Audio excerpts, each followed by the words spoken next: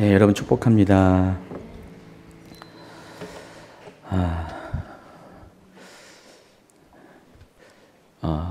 이제 그 엔타임 시간도 별로 안 남았네요. 예, 오늘 10월 달 마지막이고, 네, 다음 달.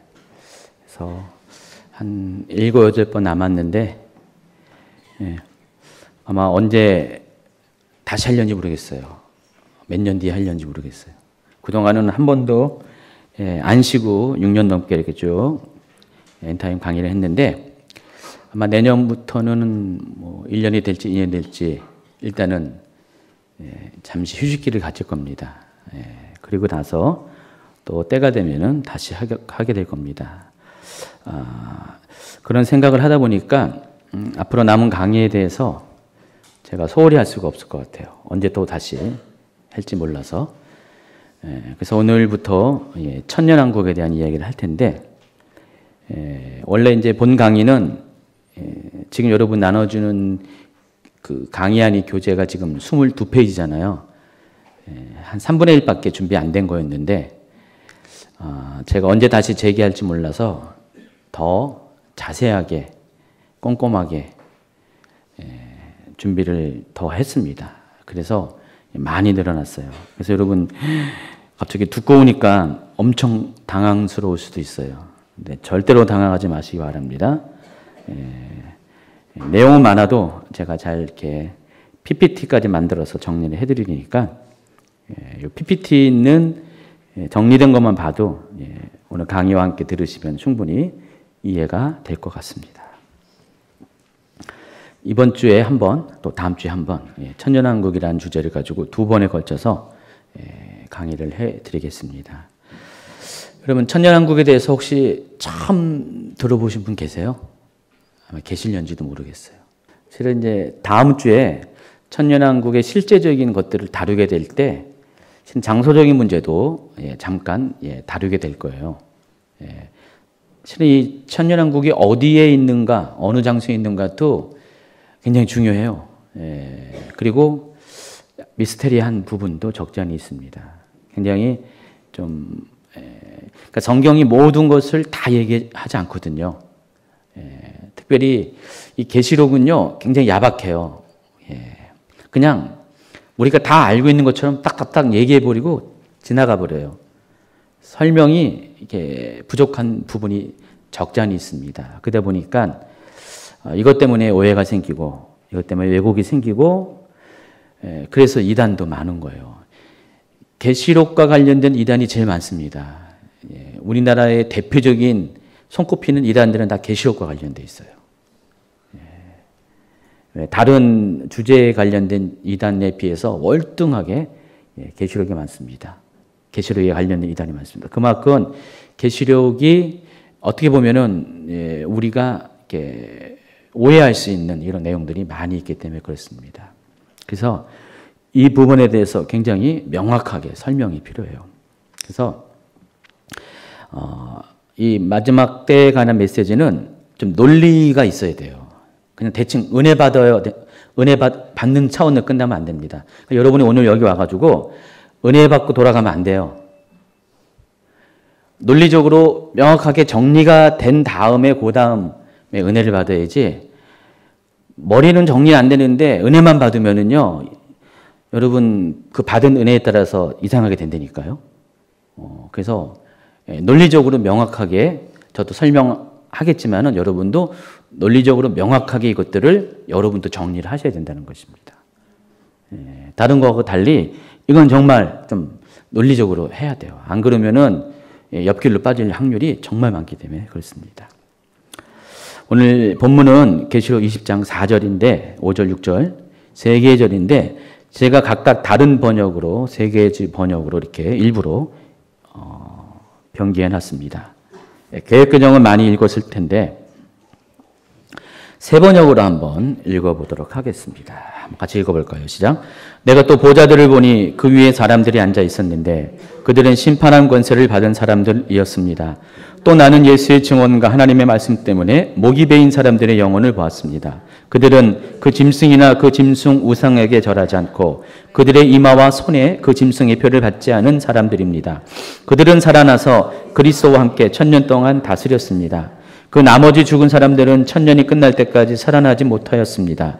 이것이 첫째 부활입니다. 이 첫째 부활에 참여하는 사람은 복이 있고 거룩합니다. 이 사람들에게는 둘째 사망이 아무런 세력도 부리지 못합니다. 이 사람들은 하나님과 그리스도의 제사장이 되어서 1000년 동안 그와 함께 다스릴 것입니다. 자, 이번에는 흠정역으로 한번 킹제임스 버전으로 한 번 더 읽겠습니다. 또 내가 보니 왕자들과 그것들 위에 앉은 자들이 있는데 그들에게 심판이 맡겨졌더라. 또 내가 보니 예수님의 증언과 하나님의 말씀으로 인하여 목베인 자들의 혼들이 있는데 그들은 짐승과 그의 형상에게 경배하지도 아니하고 자기들의 이마 위에나 손 안에 짐승의 표를 받지도 아니한 자들이더라. 그들이 살아서 그리스도와 함께 1000년 동안 통치하되 그 나머지 죽은 자들은 그 1000년이 끝날 때까지 다시 살지 못하였더라. 이것은 첫째 부활이라. 첫째 부활에 참여하는 자는 복이 있고 거룩하도다. 둘째 사망이 그들을 다스릴 권능을 갖지 못하고 도리어 그들이 하나님과 그리스도의 제사장이 되어 1000년 동안 그분과 함께 통치하리로다. 개역개정과의 의미가 좀 비슷한 것 같아요. 좀 약간 다르게 느낍니까? 아마 좀 다르게 느낄 수도 있어요. 아마 요 4절, 5절, 6절을 제가 몇 번 강의 가운데 몇 번 반복할 거예요. 오늘만 하는 게 아니라. 왜냐면 여기 안에 또 중요한 주제가 있거든요. 첫째 부활이라는 주제가 있어요. 이것도 부활에 관해서 다루게 될 텐데 그때 가서 한 번 더 또 언급을 하게 될 것입니다. 하지만 이 계시록 20장은 굉장히 중요한 주제들이 많이 있어요. 그래서 계시록 20장에 대해서 여러분 많이 집중하셔야 됩니다. 제가 그래서 주일날 광고까지 했잖아요. 딴 거 그동안 못 들은 분들도 이제부터는 지난주 강의부터 지옥에 관한 강의부터는 반드시 꼭 확실하게 명확하게 좀 듣고 이해가 할 필요가 있다고 거듭거듭 권면을 했습니다. 그만큼 중요한 주제들이 여기 나와 있고요. 그런데 이제 교회에서 설교를 통해서 많은 분들이 이런 것을 못 들어요. 제가 지난주에 지옥 얘기했더니 난생 처음 태어나서 지옥 얘기 처음 설교 가운데 들었대요. 어떻게 하다 보니까 그렇게 됐는지 모르겠지만은 물론 저도 주일 설교 가운데 지옥만 가지고 이렇게 설교한다는 게 거의 없는 것 같아요. 뭐 얘기하다가 잠깐 옆에서 이야기하지 지옥이라는 주제를 갖고 한 적이 거의 드문 것 같아요. 그만큼 주일날 지옥에 관한 설교를 하지 못할 때가 많이 있습니다. 주일날은 좀 여러분 뭐 여러 가지 이게 급한 분들, 위로한 분들, 격려가 필요한 분들, 돌파가 필요한 분들 그런 분들이 많기 때문에 그런 분들을 위한 메시지 위주로 주일날 설교를 해요. 근데 오늘 같은 이렇게 특별한 주제를 갖고 하지 않는 한 지옥 설교를 듣기가 쉽지 않은 건 사실인 것 같아요. 그러다 보니까 지옥 설교를 처음 듣는 분들이 있었다는 거예요. 그리고 깜짝 놀랐다고 합니다. 지옥이 막연한 개념으로 갖고 있던 지옥이 강의를 들어보니까 이거는 굉장히 구체적이고 실제적인 것이라는 것을 많이 알고 깜짝 놀랐다고 그렇게 얘기를 합니다. 자, 오늘 마찬가지 천년왕국도 그렇습니다. 천년왕국 자체를 처음 듣는 분도 있고요. 어렴풋이 천년왕국에 대해서 들어본 분도 있어요. 근데 오늘 하고 다음 주 강의를 통해서 천년왕국이 어렴풋이 들을 수 있는 것이 아니라 아주 구체적이고 실제적이라는 것들을 여러분이 잡으셔야 된다는 겁니다. 분명히 그 개념을 잡으셔야 돼요. 마지막 때 여러 가지 주제들이 있는데 그 중에서 다 중요하지만은 천년왕국만큼 중요한 주제가 없어요. 가장 중요합니다. 성도 휴거도 굉장히 중요하죠. 거기 관련돼서 또 적그리스도도 굉장히 중요한 주제죠. 다 중요해요. 근데 천년왕국은 더 중요하다는 것입니다. 왜 그러냐면은 이 천년왕국이라는 이 주제를 어떻게 해석하냐에 따라서 우리가 알고 있는 종말론이 여기서부터 분류가 된다는 것입니다. 그러니까 천년왕국이라는 이 주제 때문에 여러분이 알고 있는, 여러분이 듣고 있는 실제적으로 어떤 그 종말론의 신학적인 입장 때문에 사람들이 많이 나누어져 있거든요. 나는 어디 속했다, 어디 속했다. 그 속하는 것들을 결정하는 분수령이 되는 게 바로 천년왕국이라는 것입니다. 그러니까 천년왕국을 어떻게 이해하느냐에 따라서 이 마지막 때의 시나리오가 달라져요. 스토리가 달라진다는 거예요. 천년왕국 때문에 다 달라져요. 그래서 이거 굉장히 중요한 것이란 거예요. 그러니까 천년왕국을 제대로 알아야 한다는 것입니다. 그래서 천년왕국은 이렇게 그리스도의 초림과 재림 그리고 이 백보자 심판 이 세 개의 중요한 사건들 사이에서 어떻게 천년왕국을 이해하냐에 따라서 첫 번째가 무천년주의라는 첫 번째 견해가 있어요. 좀 이따 설명하겠습니다. 또 전천년주의라는 또 하나의 입장이 있고요. 그리고 마지막으로 후천년주의라는 입장이 있습니다. 이 세 가지가 바로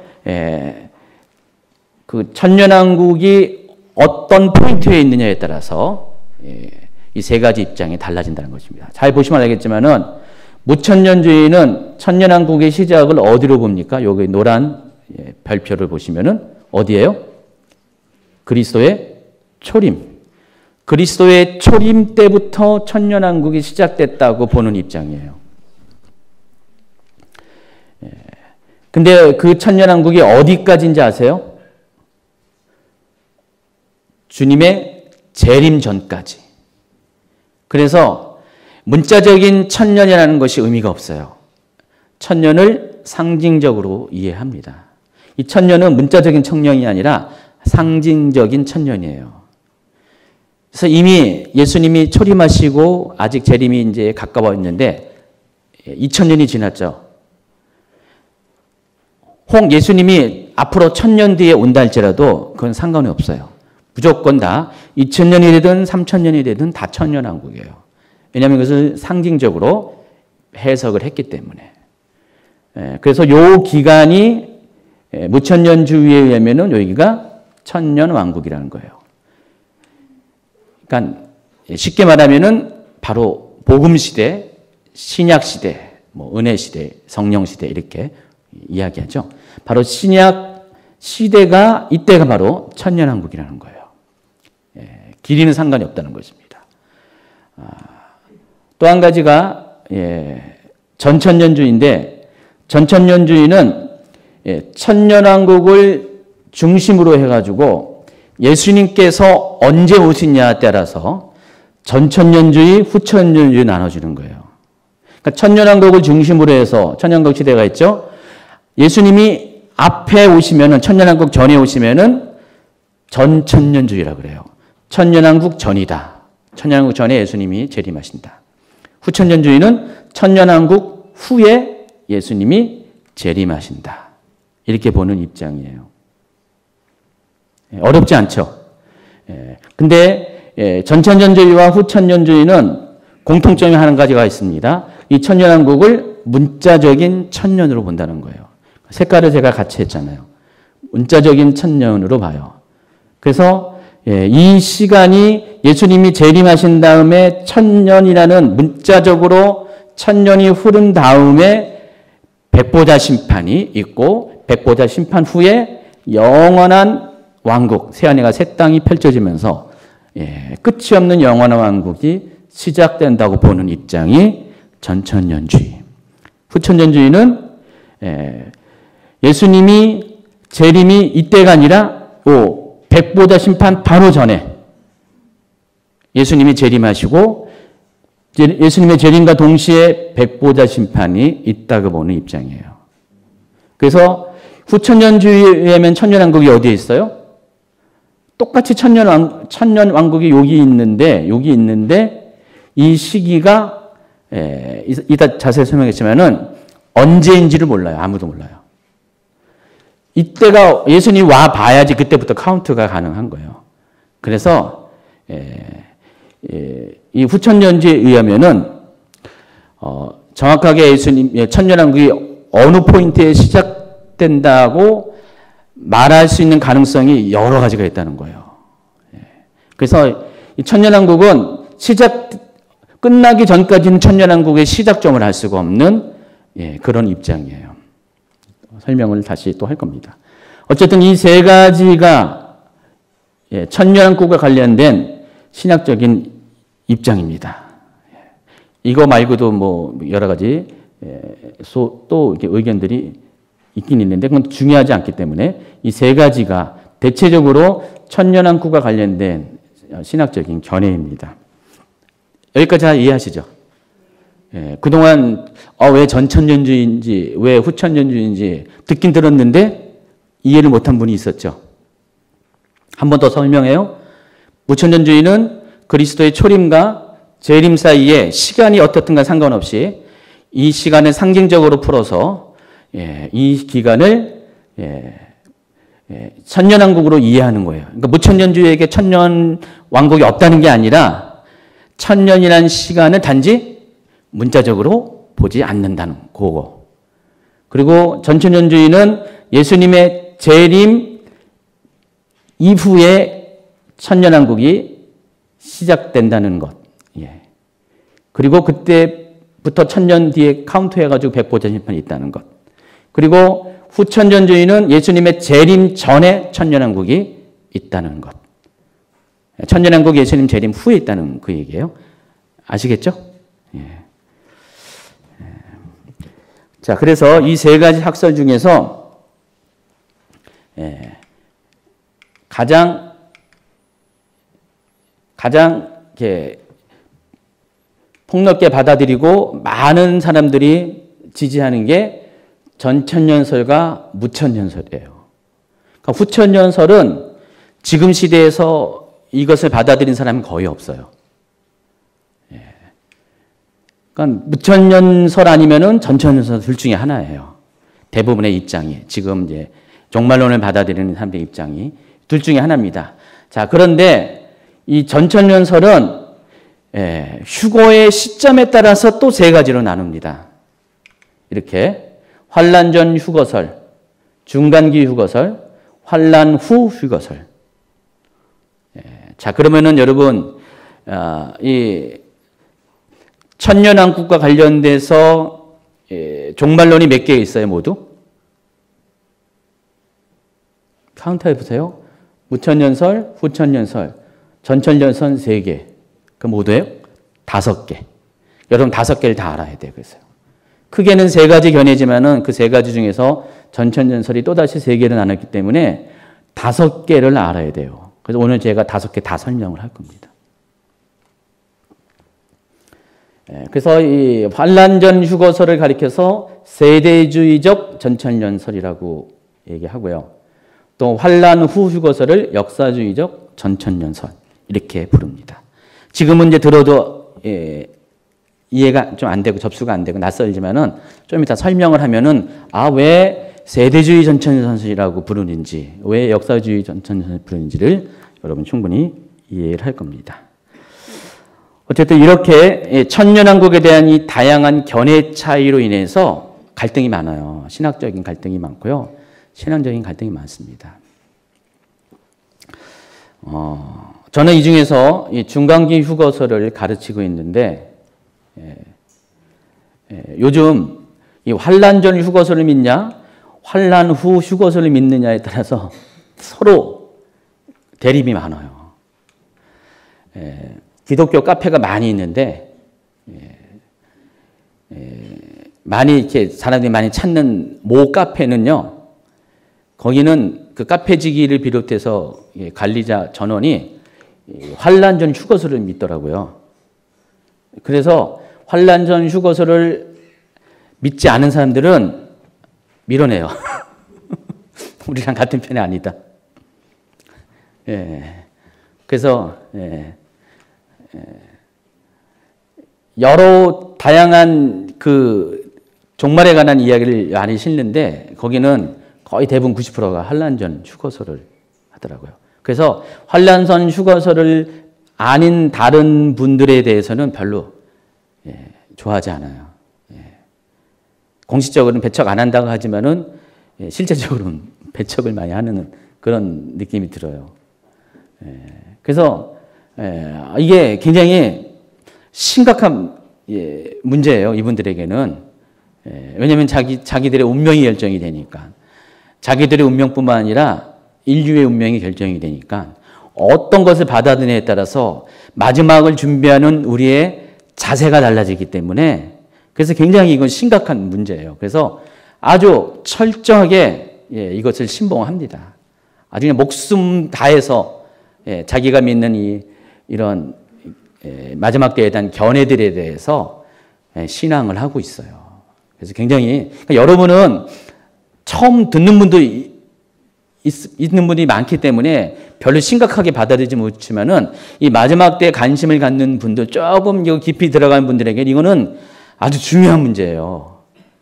내가 어디에 줄을 서냐 거기에 따라서 내 운명이 결정된다라고 믿고 있기 때문에 아주 굉장히 중요한 개념이라는 것입니다.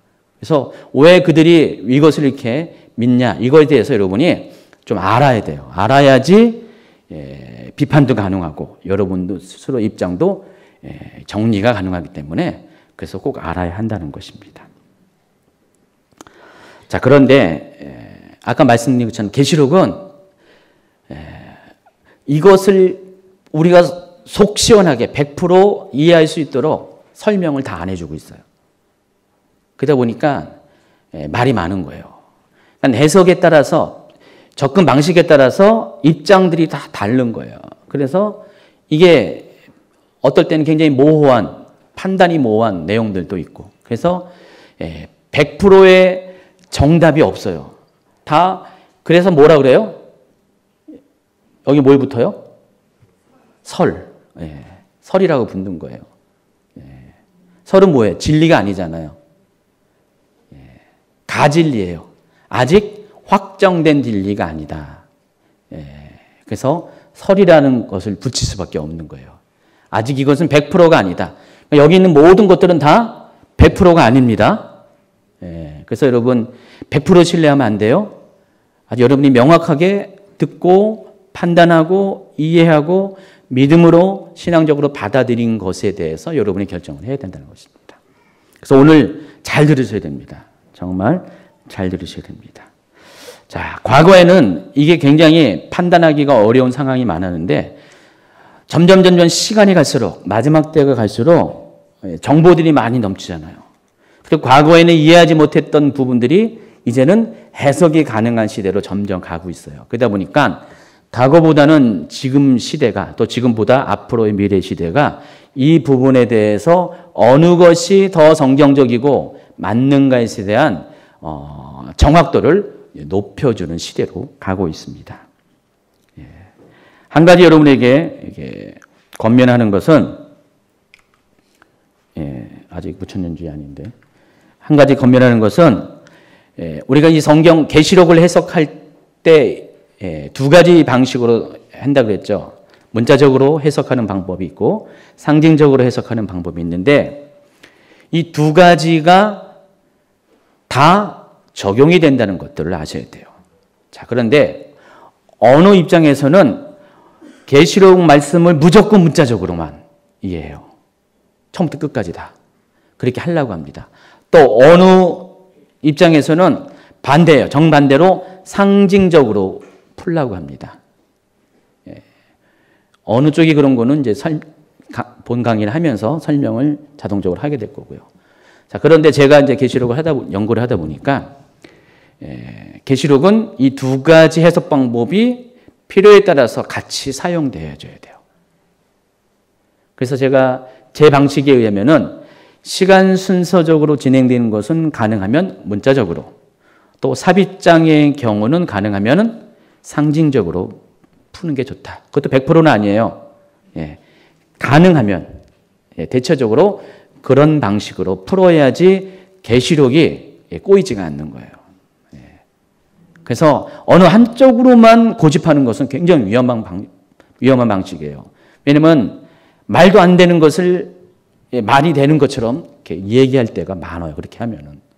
이건 반드시 문자적으로 풀어서는 안 됐는데 문자적으로 풀어보니까 이상한 이해가 되는 거예요. 거기는 상징적으로 풀어야 되는데.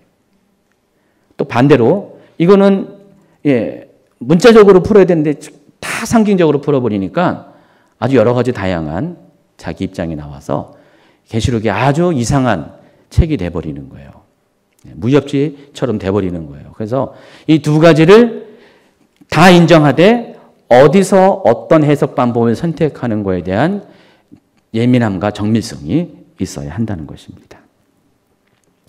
자, 그래서 이것을 전제로 오늘 세 가지의 천년왕국에 대한 견해, 무천년설, 전천년설, 후천년설, 그리고 전천년설 중에서도 또 다른 세 가지 환란 전 휴거설, 중간기 휴거설, 또 환란 후 휴거설에 대해서 설명을 해드리겠습니다. 자, 먼저 무천년설에 대해서 이야기했습니다. 제가 단어를 막 번갈아 넣습니다. 무천년설, 무천년주의 다 똑같은 이야기예요. 그래서 두 가지가 막 혼용돼도 여러분은 그냥 하나로 이해하시면 됩니다. 무천년주의란 과연 뭘까? 아까 도표 그린 것처럼 무천년주의는 그리스도의 초림과 그리스도의 재림 사이의 이 신약 시대를 가리켜서 천년왕국이라고 보는 입장이라고 설명했습니다. 그래서 이 천년왕국에서 이 천년의 기간을 문자적으로 푸는 게 아니라 상징적인 기간으로 이해를 한다. 그걸 여러분 명확하게 기억하셔야 돼요. 무천년주의는 천년의 기간을 문자로 이해하는 것이 아니라 상징적인 기간으로 이해해서 그 기간을 어디에 둔다고요? 그리스도의 초림과 재림 사이에 요 시간대, 요 기간, 지금 시간이에요. 신약 시대를 지금이 천년왕국 시대예요. 그러니까 무천년주의에 의하면 지금이 천년왕국 시대입니다. 여러분이 지금 천년왕국에 살고 있어요. 지금 천년왕국의 백성이라는 겁니다. 이렇게 말하면은 도저히 이해가 안 가잖아요. 동의가 안 되지 않아요. 근데 상관없어요. 무천년주의는 여러분 동향은 상관없이 지금이 천년왕국이라고 보고 있다는 것입니다. 그래서 아주 믿음이 아주 좋아요. 이 부분에 대해서. 그래서 이런 믿음을 고수하는 사람을 가리켜서 무천년주의자라고 부르는 거예요. 여기서 무자는 뭐예요? 없을 무자입니다. 자, 무천년주의를 제일 먼저 주장한 사람이 누굴까요? 역사. 바로 이 사람이에요. AD 185년에서 254년 사이에 사신 분이에요. 여러분 많이 들어봤을지도 모르겠는데 아마 일반적인 사람들은 모르고 신학을 한 사람은 반드시 들어본 사람입니다. 초대교회 교부 중에 하나인 오리겐이라는 사람입니다. 굉장히 유명한 사람이에요. 위대한 스승이죠. 근데 이 사람이 처음으로 무천년주의, 그때는 무천년주의라는 단어로 설명하지 않았지만은 이제는 이제 신학이 발전하면서 이건 무천년주의다라고 말하는 거지만은 무천년주의의 사상을 처음으로 소개를 했어요. 이 오리겐은 어떤 사람이냐면은 성경을 모든 것들을 상징으로 풀어요. 여기서 풍유적 해석이라고 그러잖아요. 그래서 성경을 영적으로 풀어요. 가령 여러분 이렇게 목사님들이 설교할 때 어떤 사실을 쭉 얘기하면서 여러분 이것을 영적으로 풀면은 이런 것입니다. 바로 그 영적으로 푸는 거예요. 그래서 성경에 나와 있는 그런 사건들, 인물들을 영적으로 대입을 하는 거예요. 영적으로 이건 뭐다, 이건 뭐다, 이건 뭐다. 그래서 이것을 전문적인 용어로 알레고리 해석이라고 불러요. 알레고리 해석. 영해라고 해요. 영적인 해석이라고 부릅니다.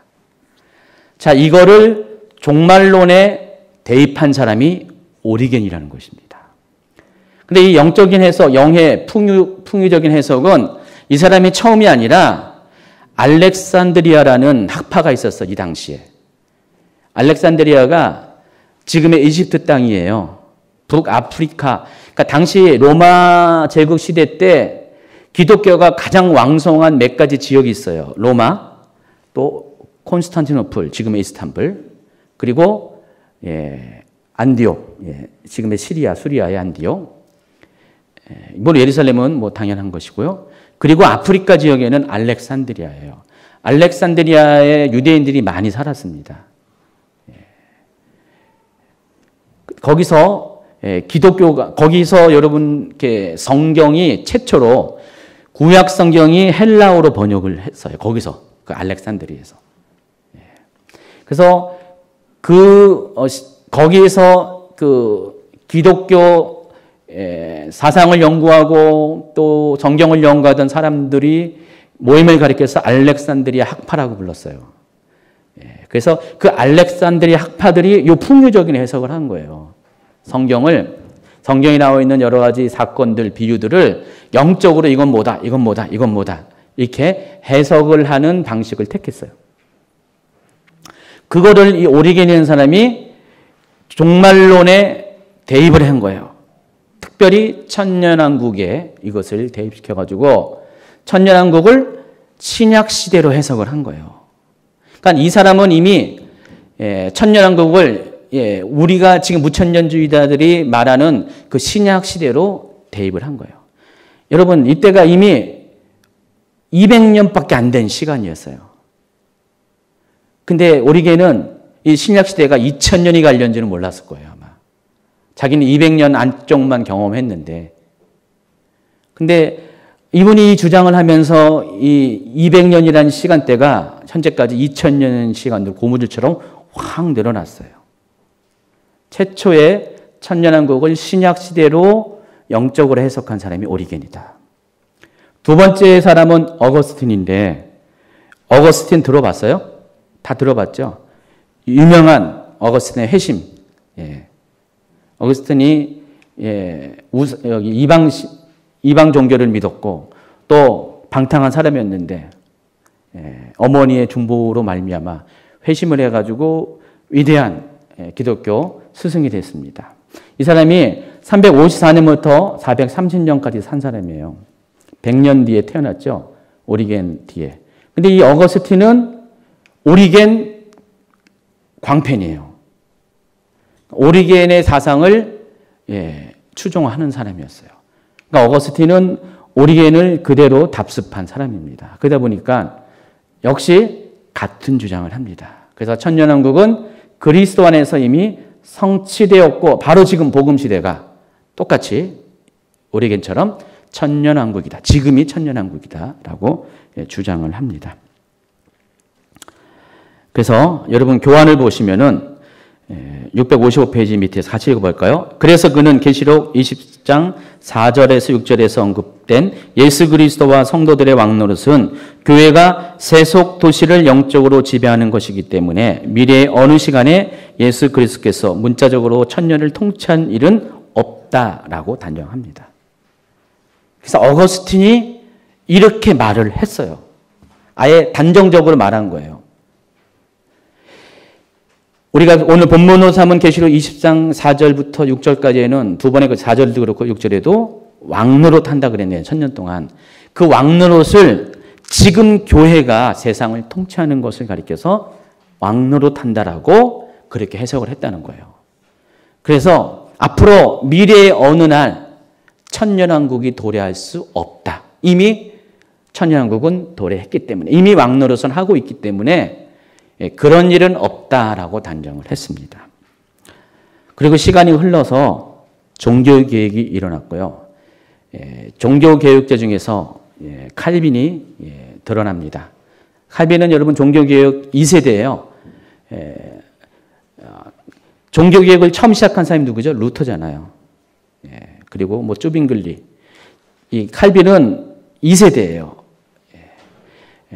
그래서 이 칼빈이 한 일이 바로 그 종교개혁의 정신을 받아들여서 신학적으로 그것들을 완성시킨 사람이 칼빈입니다. 오늘날 장로교의 시조죠. 물론 장로교가 칼빈의 시조는 아니지만은 이 오늘날 존재하는 거의 대부분의 장로교들은 칼빈을 완전히 아버지처럼 모시고 있죠. 근데 이 칼빈이 어거스틴을 그렇게 섬기고 있는 거예요. 영적인 아버지로. 우상과 같은 존재예요. 칼빈에게 있어서 어거스틴은 우상이었어요. 가장 닮고 싶은 바로 멘토라는 것입니다.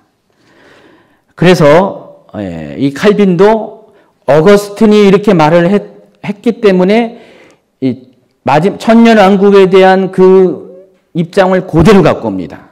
근데 원래 이 종교개혁자들은요, 성경을 어떻게 해석했냐면 문자적으로 이렇게 해석했어요. 그러니까 모든 종교개혁자들의 입장이 성경은 문자적으로 해석해야 된다. 그런 입장이었는데 그 종교개혁자들의 전체적인 입장을 다 무시하고 다른 것은 문자적으로 이해하고 해석하는데 천년왕국 비롯한 이 마지막 때에 대해서만큼은 이것을 문자적으로 이해하지 않았어요. 여기에만 예를 뒀습니다. 왜냐하면 어거스틴 때문에. 그래서 아주 이상하게 됐죠. 자기들의 원래 그 신조를 버리고 마지막 때에 대해서만 예외를 뒀다는 것입니다. 그리고 현대 장로교의 다수는 칼빈의 입장을 그대로 수용해가지고요. 지금 무천년주의가 천년왕국의 정설이다라고 이야기를 하고 있는 거예요. 그래서 여러분 유명한 한국 교회의 유수한 교단들, 장로교단을 천년왕국에 대한 입장을 이야기하려면은 다 무천년주의 얘기예요. 학교에서 그렇게 배우고요. 또 교회에서도 그렇게 가르치고 있기 때문에 그러니까 장로교단의 대부분은 무천년주의를 지금 받아들이고 있습니다. 근데 이게 굉장히 중요해요. 어떤 입장을 받아들이냐에 따라서 이 마지막 때에 대한 입장이 달라지고 좀 이따 설명했지만은 이스라엘과 관련한 입장이 결정이 또 돼요. 그래서 아주 이게 굉장히 중요한 것입니다. 자, 무천년주의에서 이 천년이라는 기간을 아까 뭐라고 했어요? 상징적으로 이해한다고 그랬죠. 다시 한번 그것을 더 구체적으로 설명을 해야겠습니다. 무천년주의에서 천년 기간에 대한 이해가 어떤 것인가?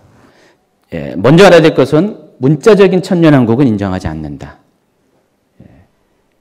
그런데 그렇다고 해서 천년왕국이 없다라고 말하지 않은 거예요. 그러니까 천년왕국과 관련된 이게 이론이잖아요. 그래서 천년왕국을 부정하는 게 아니에요. 천년왕국은 있어요. 근데 문자적인 천년왕국을 인정하지 않을 뿐이에요. 다만 그것을 상징적으로 영적인 기간으로 특별히 그리스도의 초림부터 재림의 시간까지가 천년왕국이라는 것이에요. 그래서 지금이 천년왕국이에요. 그러니까 오리겜이 처음으로 주장할 지금부터 1800년 전에도 천년왕국이고 지금도 천년왕국이고 앞으로 얼마나 많은 시간이 흘러갔든 간에 예수님이 재림하기 전까지는 다 천년왕국이라는 것입니다. 자, 이것이 가능한 것이 바로 신학이에요. 무천년주의의 신학인 것입니다. 그래서 무천년주의의 신학에 대해서 좀 설명을 하겠습니다. 첫 번째 여러분이 알아야 될 것은 무천년주의는 성경 해석에 대해서 이중적인 태도를 갖고 있다. 왜 그렇다고 그랬어요? 아까? 칼빈 때문에 그런 거예요. 그래서 그 성경의 내용이 예언적이지 않는 모든 내용들 다 문자적으로 해석합니다. 근데 예언적인 내용 중에서도 성취된 것은 문자적으로 해요. 근데 아직 성취되지 않는 것들은 상징적으로 또 이야기해요. 잘 이해하셔야 돼요. 성경의 해석에 있어서 비예언적인 내용과 성취된 예언은 문자 그대로, 그리고 성취되지 않는 예언은 영적인 또는 비문자적, 상징적으로만 그렇게 해석한다는 것이에요. 자, 그러면은 성취된 예언은 어떤 예언일 것 같아요? 구약. 구약 성경의 예언들. 근데 신약 성경의 예언들은 아직 성취되지 않았잖아요. 특별히 계시록 그 중에서. 그래서 구약에 있는 선지서들이 말한 예언들은 다 문자 그대로 받아들이고요. 계시록은 영적 아니면은 상징적으로 받아들인다는 그 이중적인 태도를 갖고 있다는 것이에요. 저도 이중적인 태도인데 저는 상황에 따른 이중적인데 여기는 그게 아니에요, 지금. 어떤 시대에 따라서 구약은 문자적으로, 신약은 상징적으로 그렇게 푼다는 것입니다. 그래서 이렇게 하는 것이 알레고리 방식 때문에 그렇게 됐다는 것입니다. 그래서 이 알레고리 방식은 한 가지 기억하세요. 영적으로 해석한다. 이것은 영적으로 이런 것이다, 이런 것이다, 이런 것이다. 이렇게 말하는 것이 알레고리 방식, 영해라고 합니다. 그래서 무천년주의에 따르면 657페이지 맨 밑에 한번 읽어볼까요? 계시록 12장 10절에서 사탄이 하늘에서 쫓겨나고 계시록 19장 11절 이하의 아마겟돈 전쟁이라는 역사적 진행들은 그리스도의 십자가에 의한 사탄의 패배를 상징한다. 또 계시록 20장 1절부터 3절까지 거기는 그리스도의 보혈에 의한 성도들의 구원을 상징한다고 믿습니다. 앞전에 여러분 저랑 같이 했잖아요. 아마겟돈 전쟁, 자기 계시록 12장에 보면은 이 도피처 이야기를 나올 때 하늘에 전쟁이 있거든요. 하늘에서 전쟁이 일어서 미가엘과 그를 따르는 천사들과 또 루시퍼를 따르는 그런 타락한 천사들이 하늘에서 전쟁이 일어났는데 이 두 가지 사건을 뭐로 본다고요? 과거에 있었던 예수님의 초림 때 있었던 바로 그 사건으로 예수 그리스도 십자가의 사건으로 해서 사탄이 패배한 것으로 본다는 거예요. 자, 그러면 어떻게 해요? 그 강의를 여러분 들어보지 알겠지만은 계시록 그 12장 10절에 나오는 그 하늘의 전쟁도 과거 얘기가 아니라고 제가 설명했죠. 미래에 일어날 일이라고 그랬어요. 그리고 아마겟돈 전쟁도 미래의 일이잖아요. 이것을 모두 다 과거의 일로 던져버린 거예요. 그럼 어떻게 돼요? 이미 이것은 옛날에 일어난 거예요. 앞으로 우리와는 상관이 없는 일이에요. 그래서 모든 계시록의 내용들을 과거로 다 돌려버렸어요. 계시록은 과거에 관한 이야기지 미래에 관한 이야기 아니에요. 그럼 과거는 어떤 과거일 것 같아요? 요한이 계시록을 쓴 바로 그 당시 과거. AD 1세기. 1세기에 일어난 일로 쳐버리는 거예요. 그래서 계시록을 해석하는 또 네 가지 방법이 있잖아요. 과거적 해석, 미래적 해석, 역사적 해석, 혼합적 해석 여러 가지 있는데 이 무천년주의에 의하면은 계시록은 미래에 관한 것이 아니라 1세기까지의 과거의 일이다. 우리와는 상관이 없는 거예요, 지금. 계시록은 여러분하고 상관이 없어요. 그렇게 보는 입장이라는 것입니다. 이게 얼마나 이 견해에 따라서 얼마나 갑자기 과거와 미래가 나눠지는 아주 그런 중요한 결과들을 가져온지를 여러분이 알 수가 있습니다. 그리고 이 모든 사건들을 영적으로 해석을 한다는 거, 문자적이지 않는다. 제가 궁금한데 다 이해하시겠죠? 혹시 여러분 이제 이해가 되면은 그렇구나 하면서 고개를 끄덕여줘야지 제가 진행을 할 수가 있을 것 같아요. 아니 그냥 다들 그냥 멍하니 있으니까 감을 못 잡겠어요. 자, 무천년주의는 이 계시록의 사건을 과거의 사건으로 본다. 또 이것을 문자적으로 이해하지 않고 영적으로 이해를 한다. 두 가지를 꼭 기억하시기 바랍니다. 그래서 무천년주의는 이렇게 전개가 됩니다. 다시 이렇게 하면은 요 기간이 천년왕국이라고 보는 입장. 이게 무천년주의입니다. 자, 무천년주의에 대해서 비판을 해야겠죠. 이 비판은 이렇게 개인적인 감정을 갖고 있는 비판이 아니라 논리적으로 비판을 하는 겁니다. 무천년주의는 방금 말한 것처럼 과거의 사건으로 이 계시록을 풀어버리니까 무천년주의자들에 의하면은 이거는 지금과는 아무런 상관이 없어요. 그리고 이때 일어난 사건들도 실제적인 사건이 아니에요.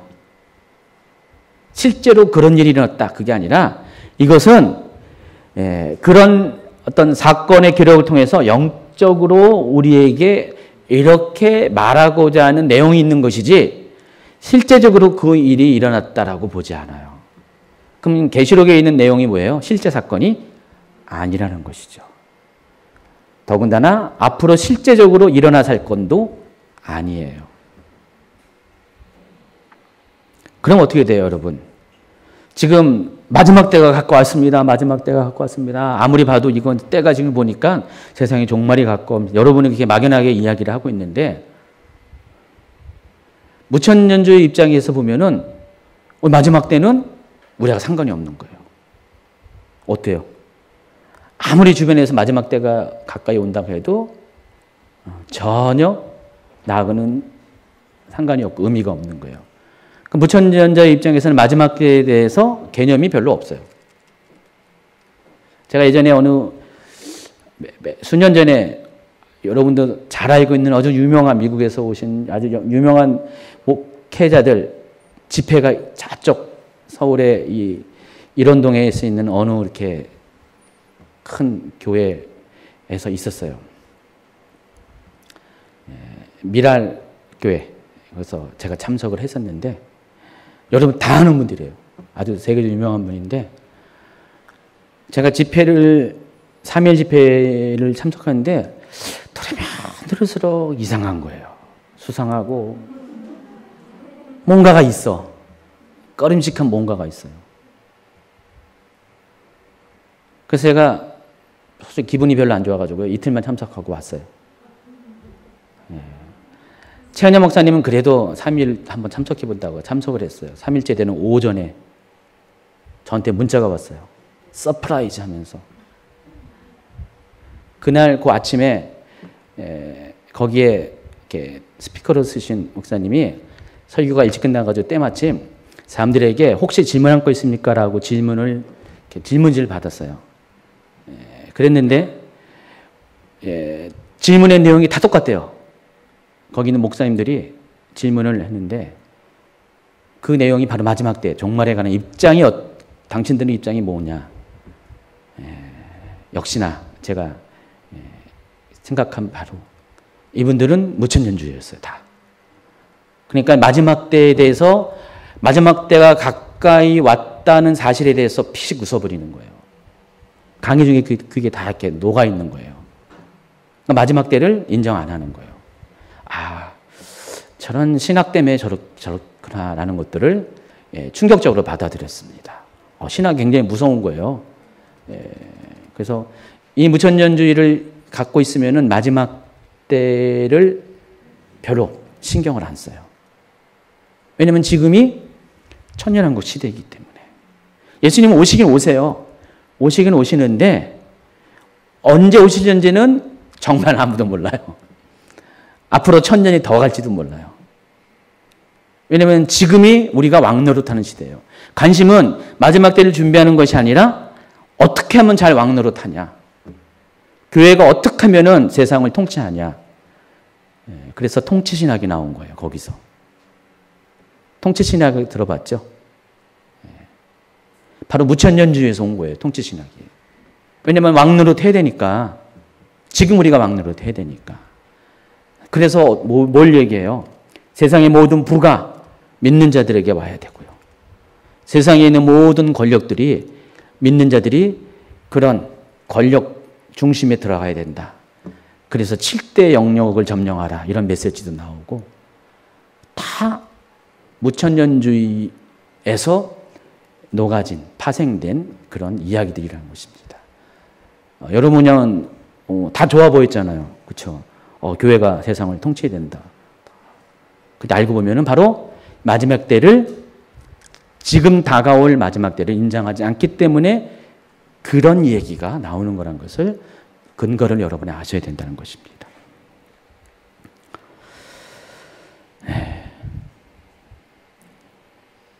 또 무천년주의에서 가장 큰 문제점 중에 하나가 바로 대체신학을 수용한다는 거예요. 대체신학은 뭐죠? 교회가 유대인의 사명을, 이스라엘의 사명을 대체했다는 거예요. 그래서 이것도 똑같아요. 육적 이스라엘과 영적 이스라엘로 나누는 거예요. 그러니까 육적 이스라엘에 대한 하나님의 계획은 끝났다. 그러면 이제 영적 이스라엘인 교회에게 이 바톤이 넘겨졌다. 그래서 이스라엘에 대한 관심이 없어요. 교회가 지금 이스라엘이라는 거예요. 이스라엘의 회복, 뭔 의미가 있냐? 그렇게 보지 않는다는 것입니다. 그러나 성경은 분명히 말합니다. 마태복음 24장 32절, 33절 같이 읽겠습니다. 659페이지. 무화과 나무의 비유를 배우라. 그 가지가 연하여지고 잎사귀를 내면 여름이 가까운 줄을 아나니 이와 같이 너희도 이 모든 일을 보거든 인자가 가까이 곧 문 앞에 이른 줄 알라.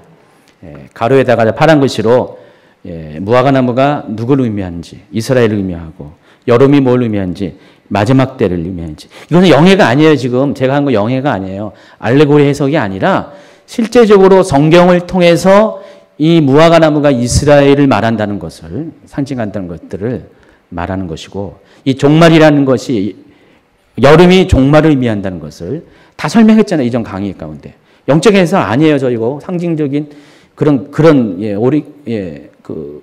오리겐과 같은 해석이 아닙니다. 성경을 통해서 이거 증명되는, 논리적으로 증명되는 해석이에요.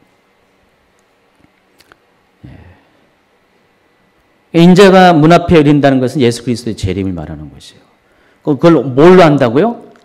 무화과 나무가 잎사귀를 어떻게 하는 것에 따라서, 열매를 어떻게 맺는 것에 따라서 알 수가 있는데, 바로 이스라엘의 변화를 통해서 정말 종말이 가까웠는지를, 예수님의 재림이 가까운지를 알 수가 있다고 분명히 얘기했어요. 마태복음 24장은 뭐죠?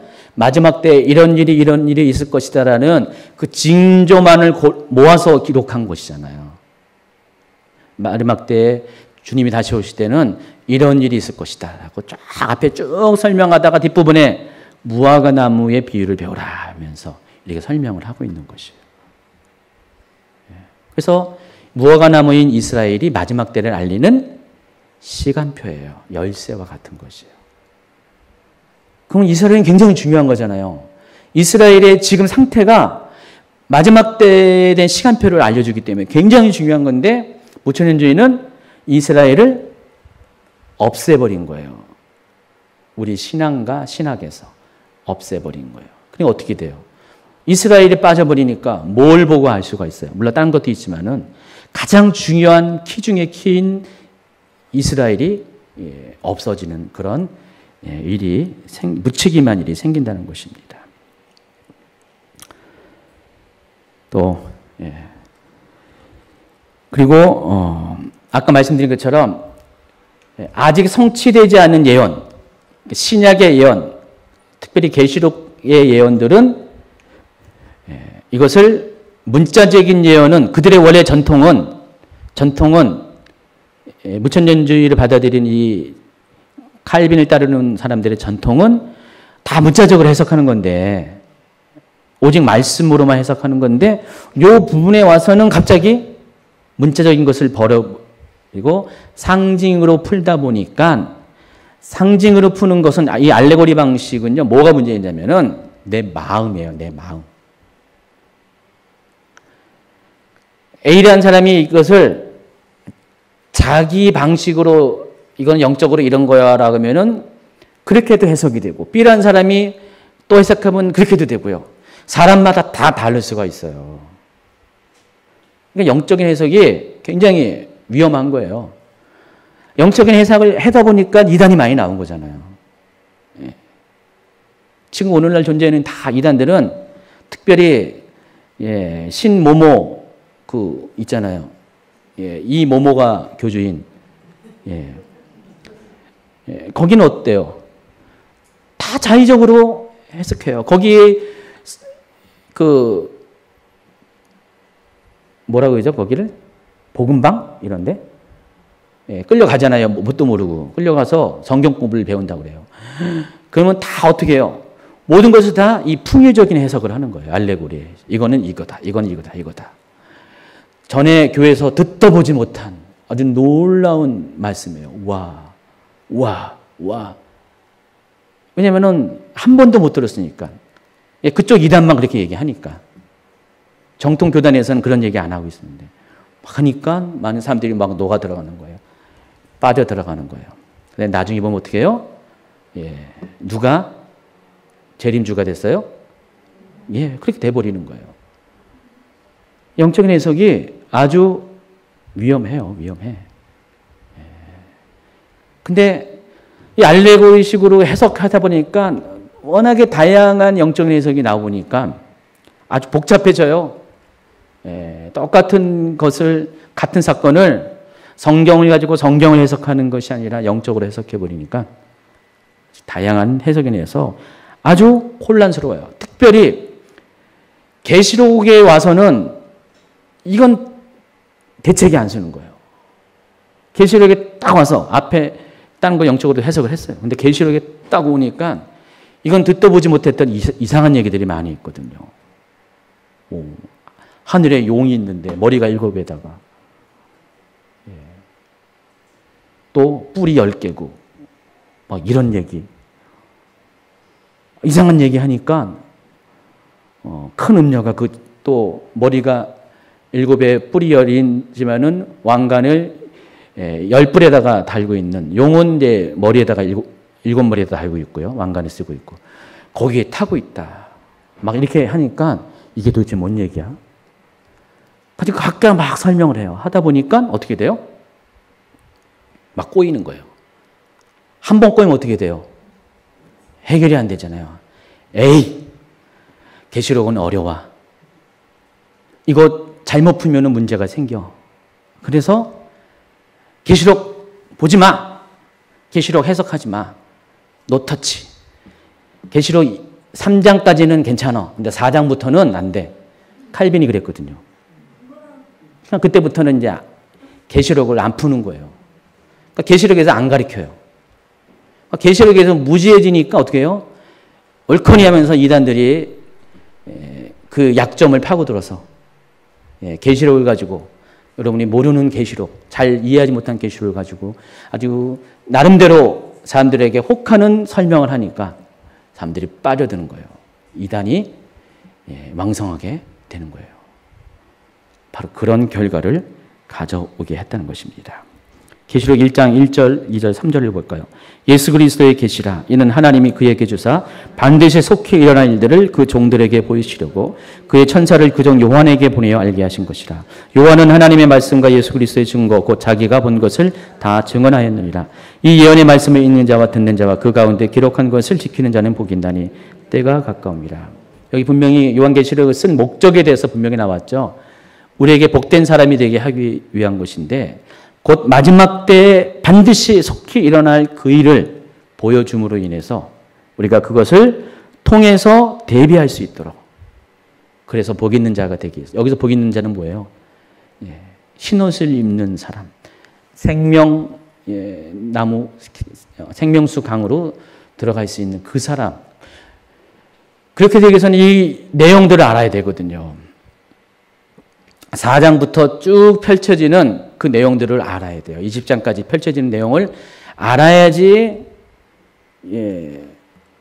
우리는 면장이 될 필요는 없지만은 자주간 천국에 갈 수 있는데 근데 이 복을 받지 못하도록 막아버리는 그런 일이 생겼다는 것입니다.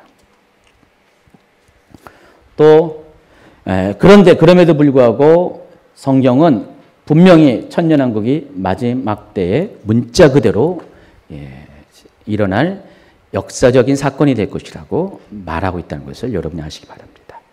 여기까지가 무천년설이에요. 무천년설 다 이해하시죠? 두 번째가 후천년설. 이거 얘기했는데 뭐 시간이 꽤 갔네요. 후천년설이란 뭘까? 보세요. 후천년설의 특징은 아까 뭐라고 말씀드렸어요? 천년왕국과 관련돼서 예수 그리스도의 재림이 언제 있을 것이냐. 이거 제가 그림을 잘못 그렸네. 요게 여기로 와야 돼요. 저도 바쁘다 보니까 이거를 못 고쳤네. 요게 여기로 오는 거예요. 그리스도의 재림이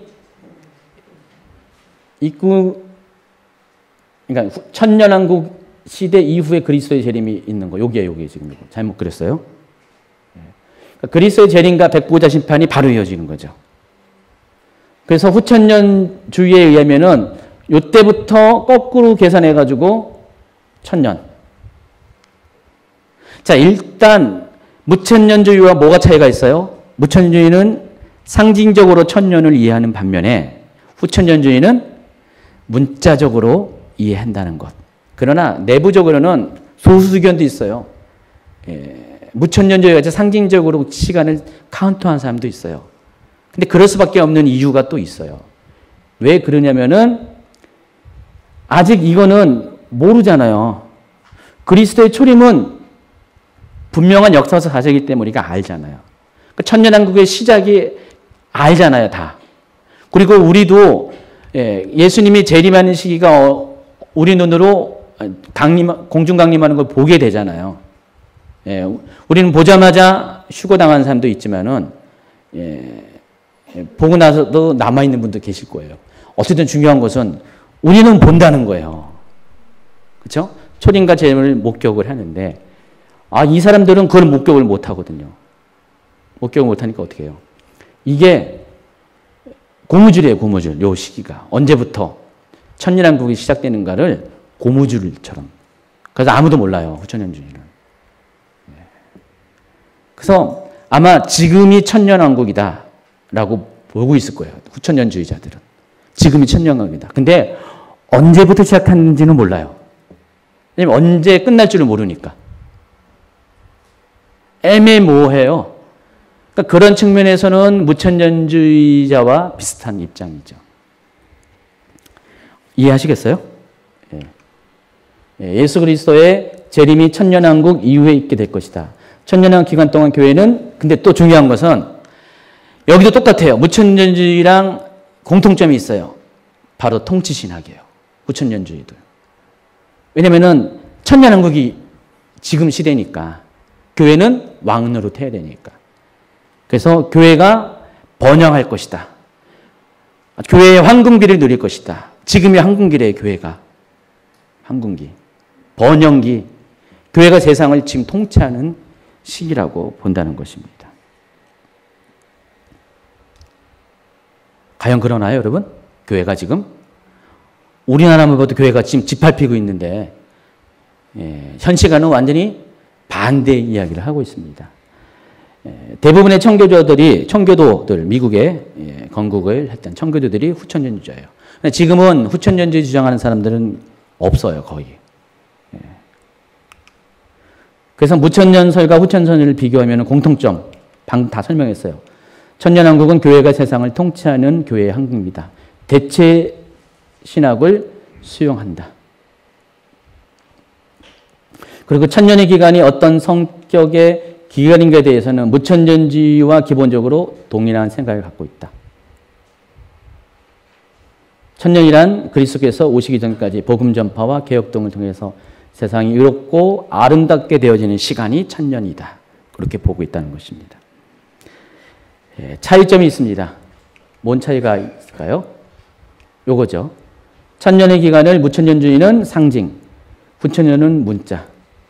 그러나 천년왕국의 시작에 대해서 무천년주의는 그리스도의 초림 때부터 카운트하는 거고, 후천년주의는 재림, 언제일지 모르는 재림 때부터.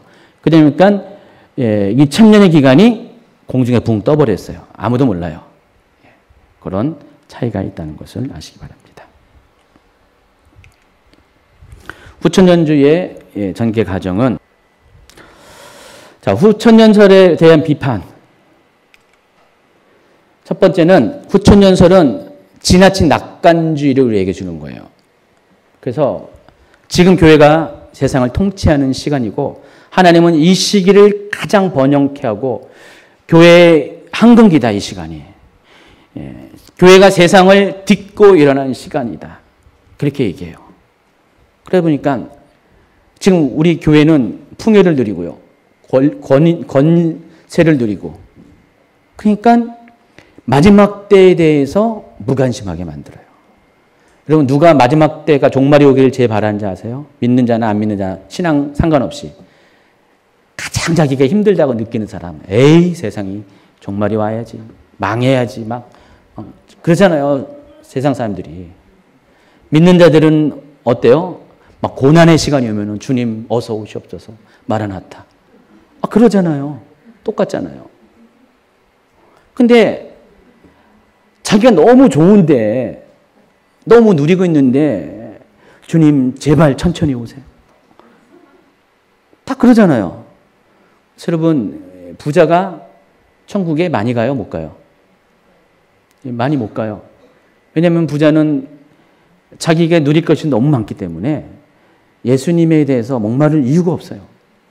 급한 이유가 없기 때문에 최고로 오랫동안 이 세상에서 복을 누려요. 그러다 보니까 그런 삶을 살다 보면은 주님과의 상관없는 삶을 살게 되고 결국은 천국에 못 들어갈 확률이 당연히 많아질 수밖에 없다. 그런 의미에서 부자가 천국에 들어간 자가 작다라는 것이에요. 그러나 가난한 자는 결단코 매달리잖아요. 주님밖에 없으니까. 여러분, 집에서 자식들은 속색이죠. 남편은 맨날 돈도 안 벌어보고 막 나 그냥 괴롭히고 때리고. 어떻게 해요? 그런 분일수록 교회에서 철야를 많이 해요. 여러분하고 상관없어요? 그런 분일수록 금식을 많이 하더라고요. 주님밖에 없어요. 내 소망은 주님밖에 없어요.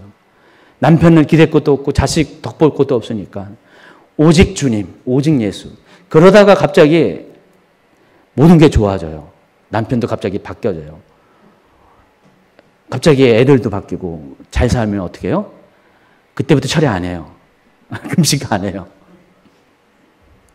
실제로 현실적으로 그렇다는 것이죠.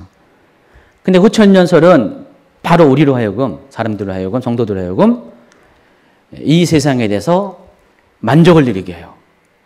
더 머물기를 원하게 하는 그런 신학적인 입장을 갖기 때문에 이 후천년설 믿는 사람들은 문제가 사람들로 하여금 마지막 때를 준비하지 못하게 한다는 것입니다.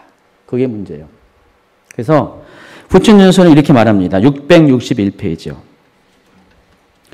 한번 읽어볼까요? 후천년주의는 무천년주의와 마찬가지로 천년왕국을 교회가 세상을 통치하는 것으로 믿습니다. 시간이 갈수록 인간들의 노력여에 따라 이 세상은 점점 더 좋은 세상이 되어 의롭고 화평한 세상이 이루어지면 결국 온 세계가 기독교화되고 세상이 기독교화되는 일이 끝나면 그리스도께서 다시 오실 것이라고 믿습니다. 근데 언제냐고요, 그게. 아무도 몰라요. 기대도 안 해요. 그러나 이것은 성경이 제시하는 마지막 시대의 세계관이 아닙니다. 왜냐하면 성경 어디를 보아도 주님이 오실 때까지 세상이 점점 더 좋아진다는 말이 없기 때문입니다. 계시록을 보면 우리는 세상의 미래에 끔찍한 일들이 발생한다는 것을 알 수가 있습니다. 그러므로 660페이지 후천년주의는 계시록을 비롯한 마지막 때를 알리는 성경의 내용과는 정반대의 이야기를 하고 있는 것입니다.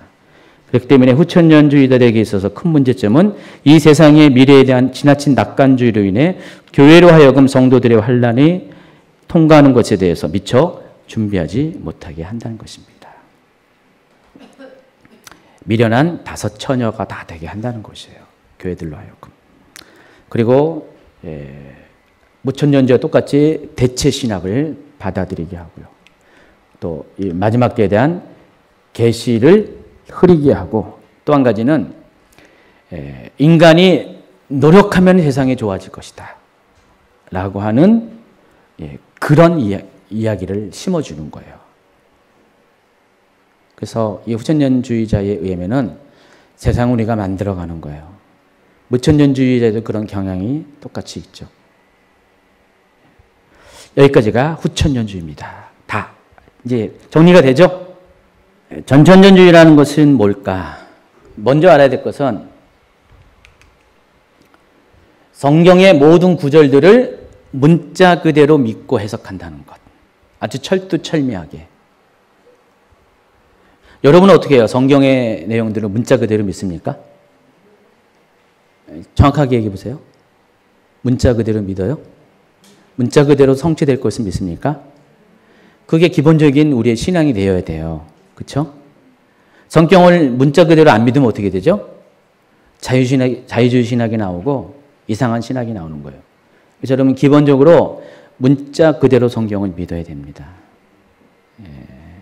그렇지만 중간중간에 상징적으로 해석할 필요도 있어요. 예, 그때.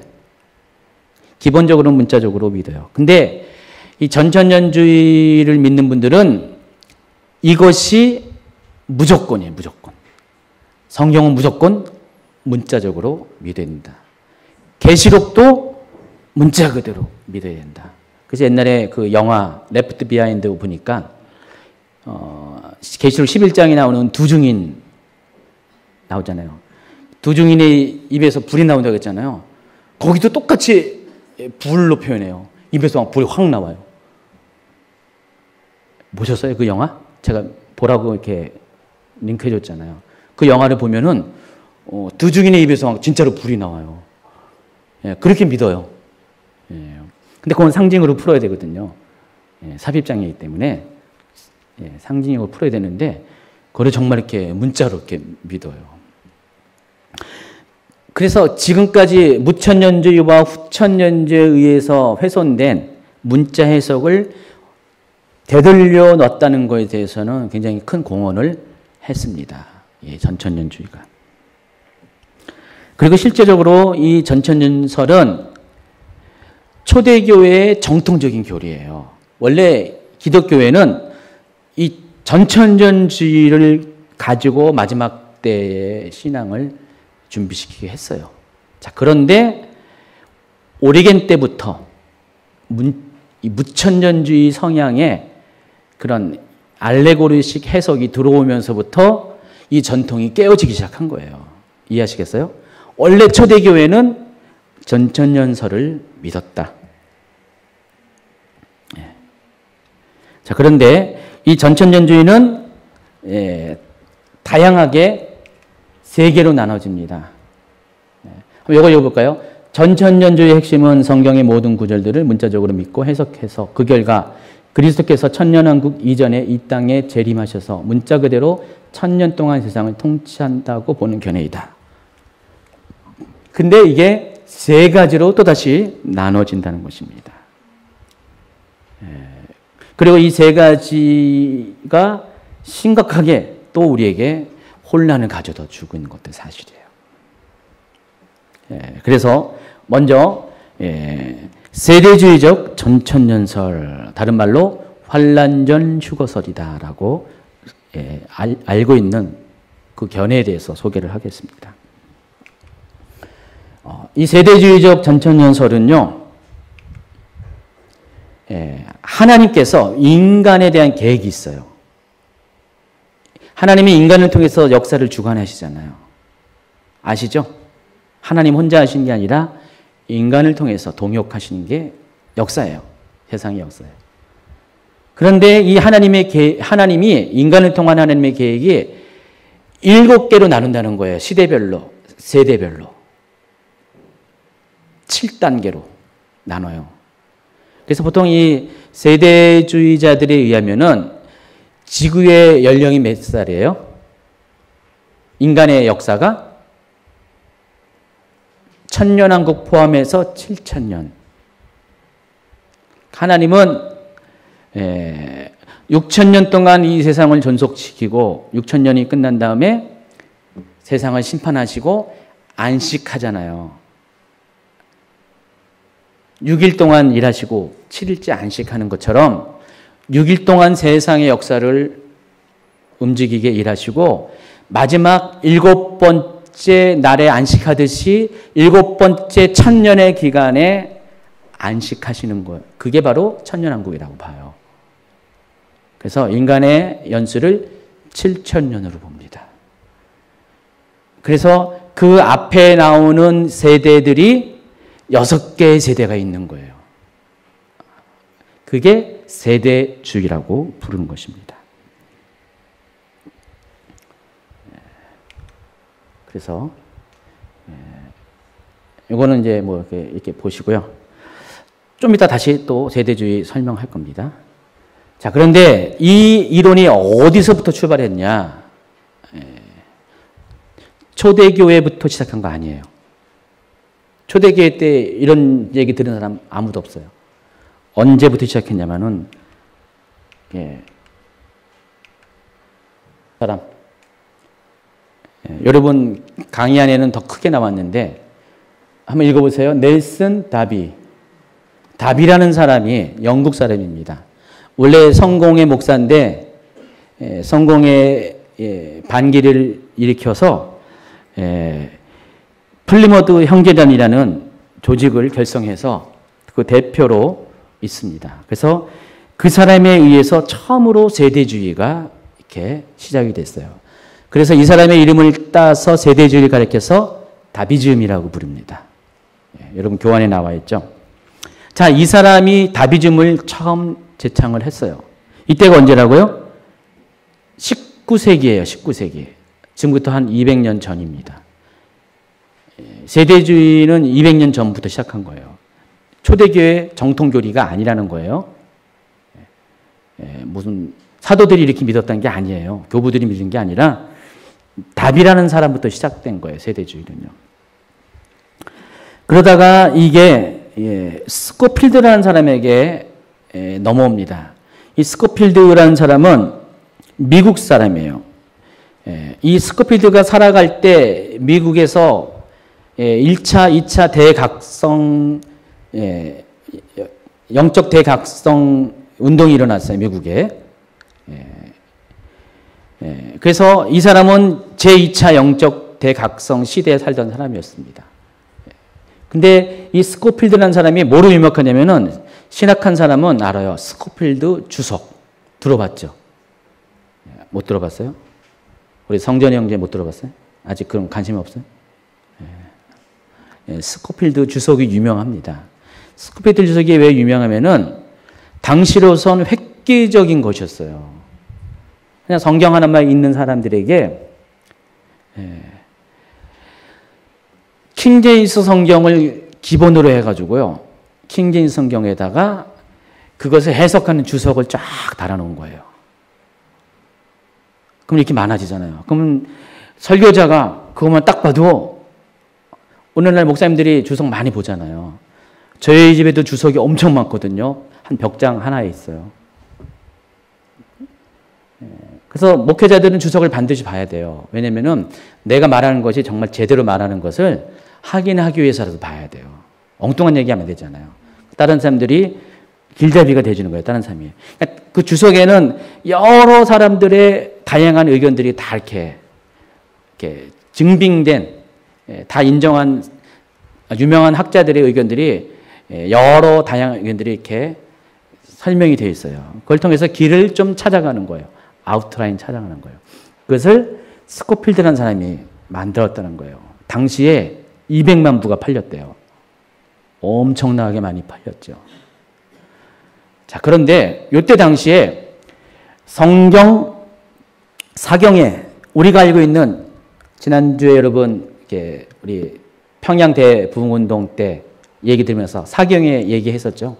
15일 동안 사경회 열리는 중에 마지막 마무리될 때 길선주 장로의 회개를 통해서 부흥이 폭발해가지고 그 얘기를 했잖아요. 사경회. 그 사경회가 역사가 바로 이때 최초의 사경회가 1875년에 시작했대요. 나이아가라 사경회. 나이아가라 폭포 그쪽이겠죠. 거기서 최초의 사경회가 시작됐고 이것이 무브먼트가 된 거예요. 그래서 미국의 많은 도시를 돌면서 이 사경회가 열리기 시작합니다. 자, 그때 1909년에 또다시 나이아가라에서 사경회가 펼쳐졌는데 그때 이 스코필드 목사가 거기에 참석을 했고요. 그리고 그 이후에 이 사람이 스코필드 주석을 만들었습니다.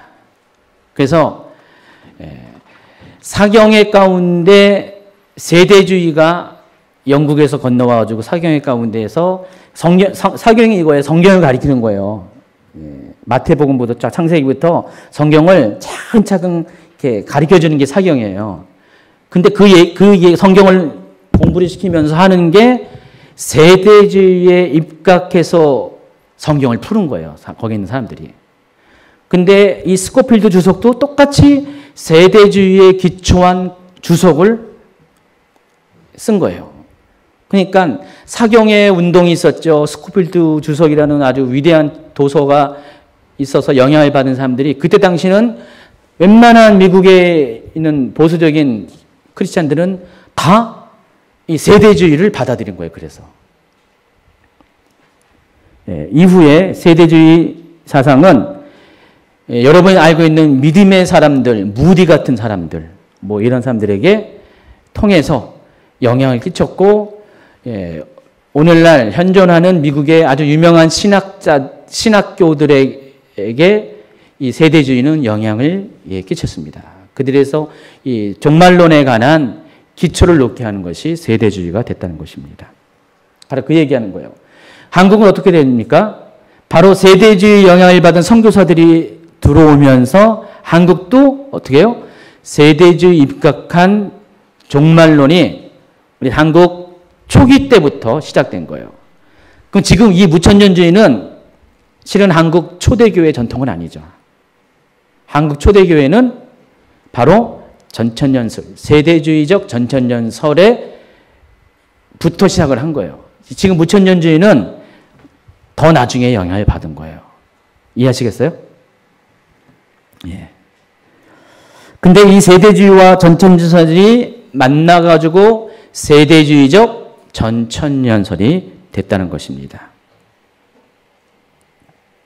자, 664페이지 맨 밑에 세대주의적 전천년설에 따르면 읽겠습니다.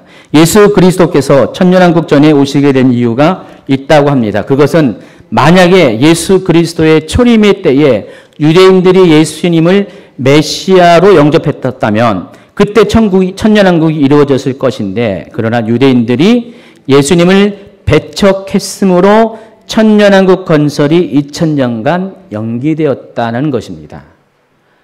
세대주의적 전천년설을 주장하는 사람들이 이렇게 이야기를 하는 거예요. 그래서 지금의 시대를 가리켜서 은혜 시대 또는 왕국 연기 시대, 천년왕국이 연기가 됐다는 거예요. 아직은 천년왕국이 아니라는 거예요. 예수님 당시에 유대인들이 예수님을 받아들였다면은 무천년주의자가 말하는 천년왕국이 시작될 것인데, 왜냐하면 예수님을 믿었으니까 어떻게 돼요? 그때부터 하나님 나라가 세워지는 거잖아요. 근데 그들이 예수님을 거부했기 때문에 그 천년왕국이 연기됐는데 예수님이 다시 오실 때, 두 번째 오실 때까지 연기됐다는 거예요. 그래서 그 기간 동안을 천년왕국이 아니라 지금 시대를 은혜 시대라고 부른다는 것입니다.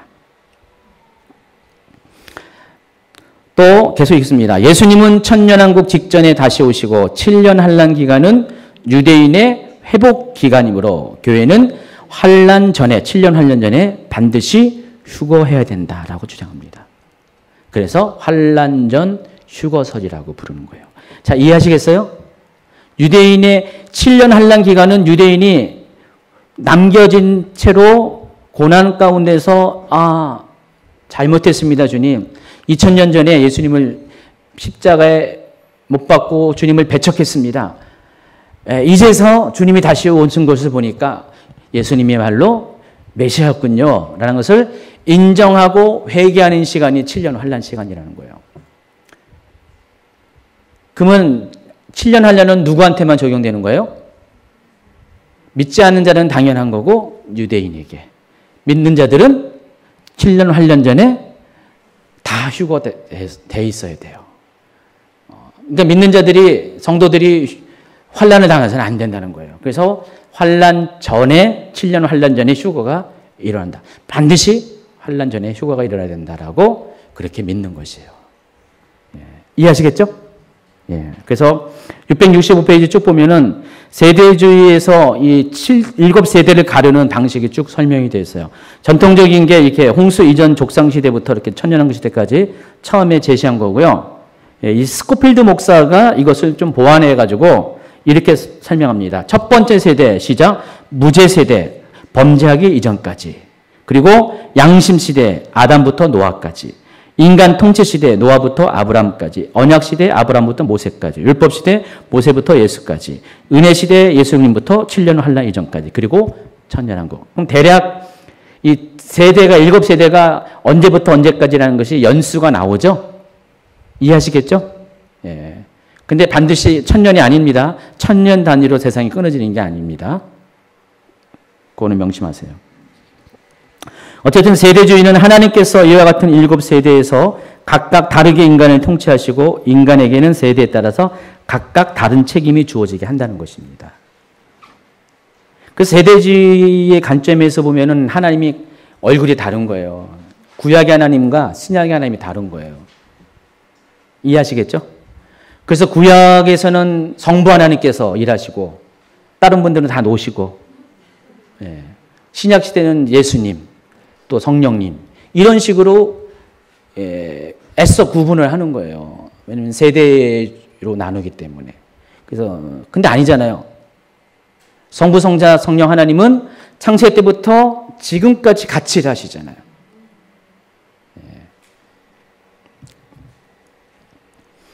666페이지 번호가 범상치 않습니다.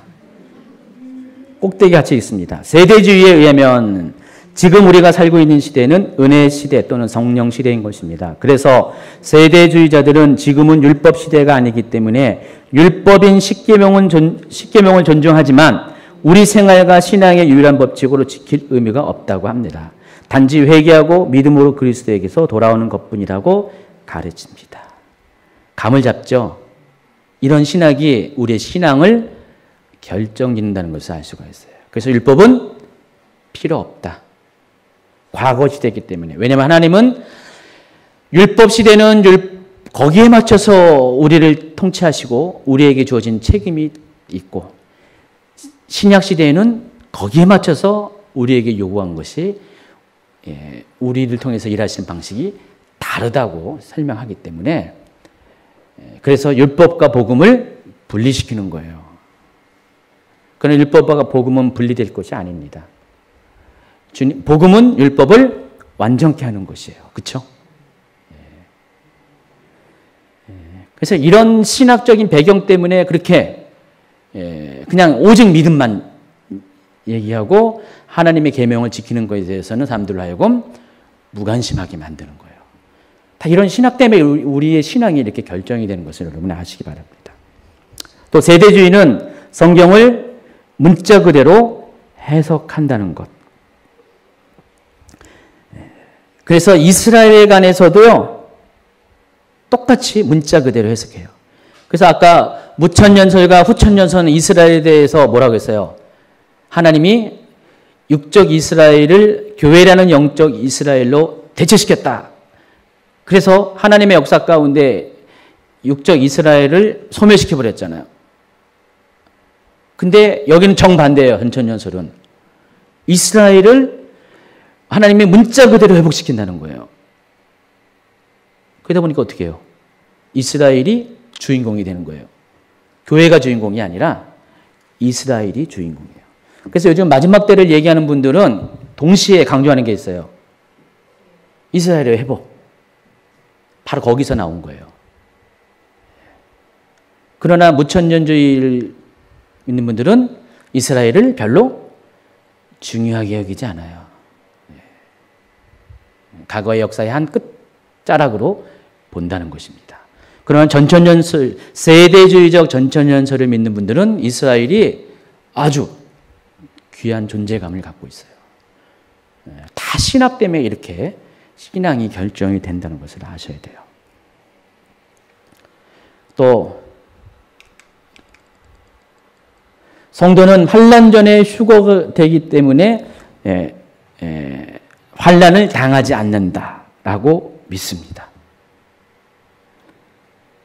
한번 읽어볼까요? 666페이지 3번. 세대주의는 성도가 환난 전에 휴거되기 때문에 환난을 당하지 않는다고 가르칩니다. 대환란이 오기 전에 교회는 휴거되어 성도는 환난을 면하게 되고, 휴거가 있은 후에는 유대인들 중 남은 자가 교회를 맡게 되며 이들을 통해서 이스라엘 나라와 이방 민족을 회심시키는 도구가 사용된다고 가르칩니다. 교회가 환난을 통과하지 않은 이유, 이것도 굉장히 잘 아셔야 돼요. 예수님께서 이미 십자가에 못 박히사 교회를 위하여 모든 고통과 환난을 겪었기 때문에 교회는 다시는 환난을 당하지 않아야 한다고 합니다. 교회가 환난을 통과한다고 주장하는 무리들은 예수님을 다시 십자가에 못 박는 행위라고 주장합니다. 예. 이렇게 주장하는 거예요. 그러나 예수님께서 십자가에 못 박혔다고 성도의 환난이 다 없어지는 겁니까? 여러분 상식적으로 생각해 보세요. 여러분이 예수를 믿으면은 번영의 시기가 옵니까? 아니잖아요. 예수 믿음과 동시에 여러분이 핍박이 더 많이 와요. 예수님은 우리의 죄를 짊어주셨지 환난까지 짊어주신 게 아니에요.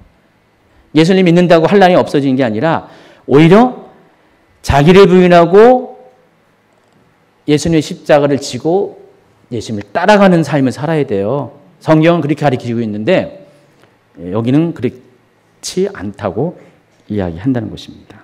또 세대주의는요. 계시록 4장 1절을 근거로 해서 휴거가 이때 일어난다는 거예요. 4장 1절에 읽어볼까요? 2일 후에 내가 보니 하늘에 열린 문이 있는데 내가 들은 바 처음에 내가 말하던 나팔 소리 같은 그 음성이 이르되 이리로 올라오라. 이후에 마땅히 일어난 일들을 내가 내게 보이리라 하시더라. 바로 요거. 요 구절 때문에 여기가 휴거라는 거예요. 여기가. 그전에는 일곱 교회에 전하는 메시지잖아요. 4장에 딱 들어오면서 하나님께서 요한을 하늘의 열린 문을 통해서 올라오게 합니다. 근데 여러분 어떻게 알고 있어요? 그 장면을. 그 장면은 그거잖아요. 쉽게 말하면은 요한이 입신을 한 거예요. 지금 입신. 육체는 그대로 있고 영이 하늘로 올라가서 하나님께서 마지막 때 일어날 일들을 보여주시는 거예요. 지금. 근데 그것을 성도의 휴거라고 이야기한다는 것이에요. 자세한 얘기는 시간 관계상 강의안을 참조하고요. 또 다섯 번째, 교회는 하나님의 원래 구원 계획의 일부가 아닌 유대인들의 예수님의 왕국 제안을 거부함으로 생겨난 부산물이다라고 봐요. 교회의 가치를 이렇게 깎아내린다는 것입니다. 그러니까 세상의 중심은 그러니까 문자적으로 보기 때문에 구원의 중심도 주인공은 유대인이지 교회는 하나님이 들러리로 유대인이 복음을 거절했기 때문에 잠깐 대체시켰어요. 대체는 대체 맞는데 무천년주의는 완전히 주인공이 교회잖아요. 근데 여기서는 주인공이 유대인이고요. 잠깐 구원투수로 보냈지 주인공은 아니라는 그런 주장을 하고 있다는 것입니다. 결론은 문자 그대로 유대 왕국이 도래하게 된다. 그렇게 믿습니다. 그래서 668페이지 넘어갔어요. 이런 면에서 대체 신앙을 주장하는 무천년주의와 후천년주의와는 이스라엘에 대해서는 정반대의 입장을 가지고 있다. 여섯 번째는 같은 맥락에서 쭉 얘기하는데 결국은 그거예요.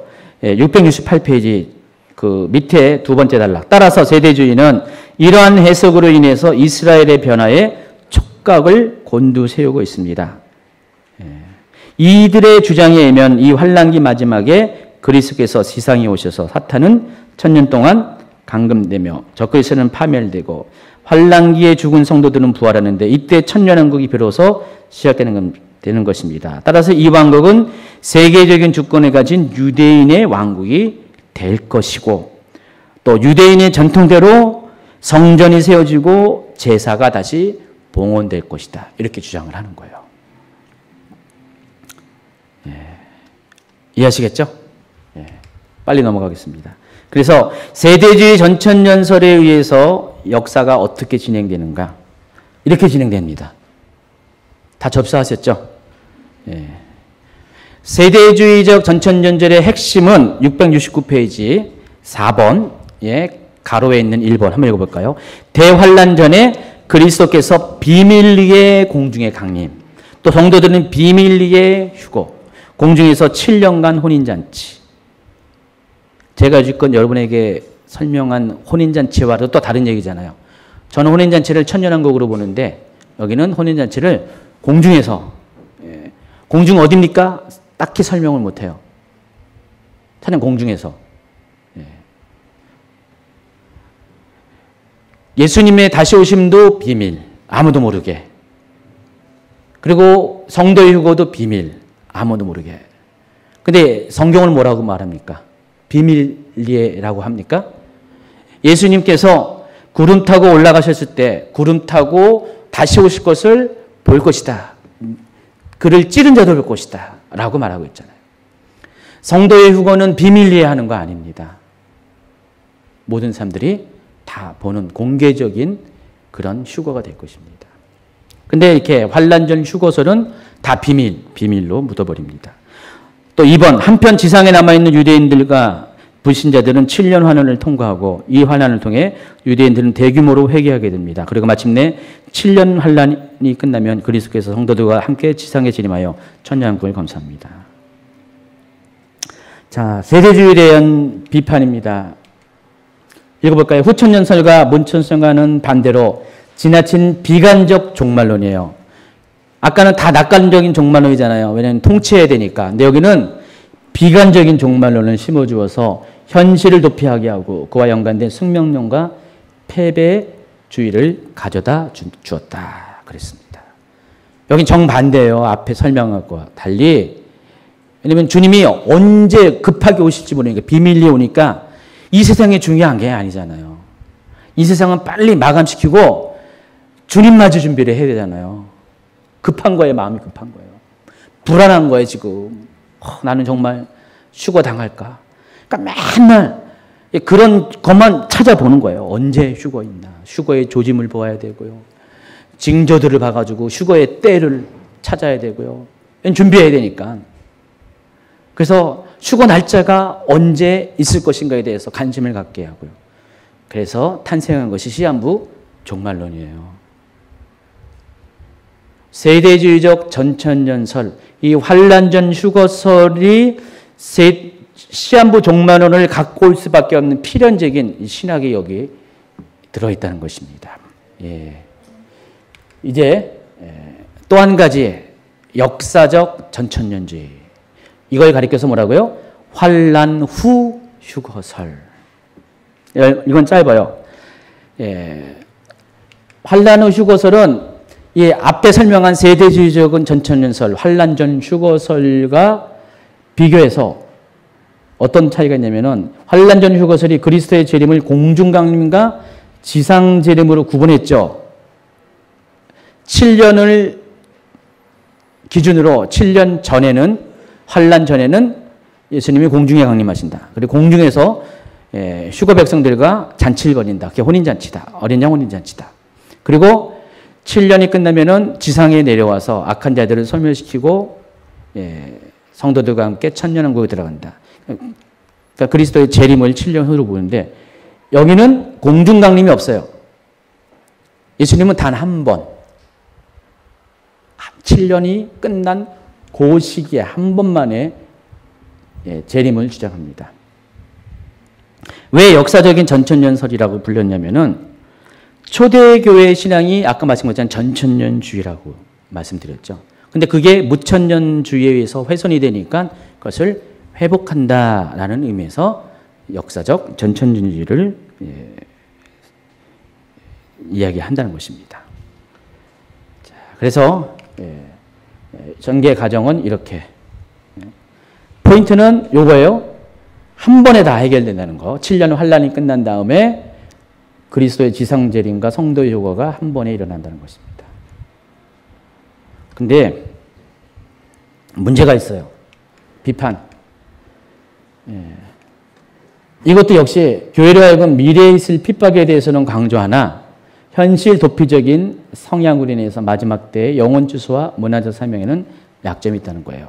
그러니까 환난전 휴거설과 비슷해요. 환난전 휴거설의 특징은 예수님의 다시 오심이 비밀리에 갑자기 도둑과 같이 사람들 다 잠들 때 그렇게 온다고 믿고 있잖아요. 그러니까 불안하잖아요. 그러니까 잠을 잘 수가 없으니까 사람들이 조급해요. 오직 마지막 때에서 관심을 가져요. 여기도 마찬가지예요. 7년 동안 환난을 통과해야 되니까 어떻게 해요? 내가 뭘 갖고 있어도 소용없잖아요.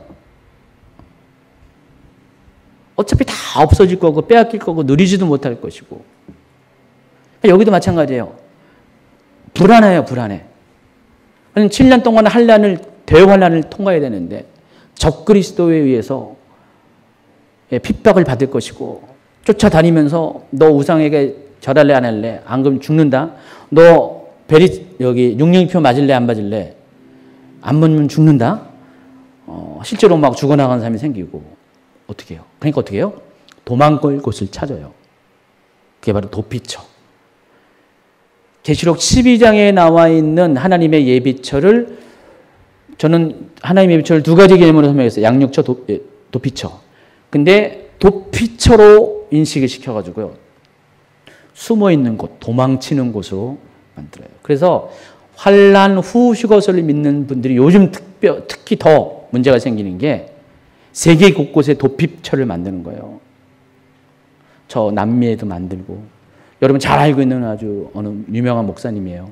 근데 어느 날 갑자기 저 그쪽에 도피처 만드셔가지고 그거를 뭐 티켓을 팔고 막 또 어떤 분도 여자 목사님 피지에다가 도피처를 만들고.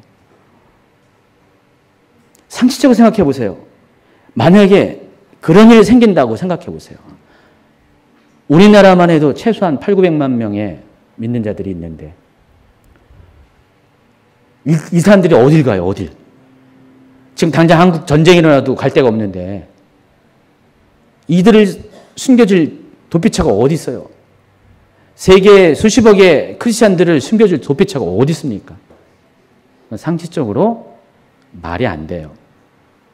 근데 자꾸만 도피처를 막 얘기하고 그래서 어쨌든 딴 사람 몰라도 이것을 받아들이고 믿는 자들은 그 사람들만은 구원받아야 된다고 해서 그런 사람들을 선착순으로 이렇게 불러가지고 도피처로 자꾸만 피신시켜요.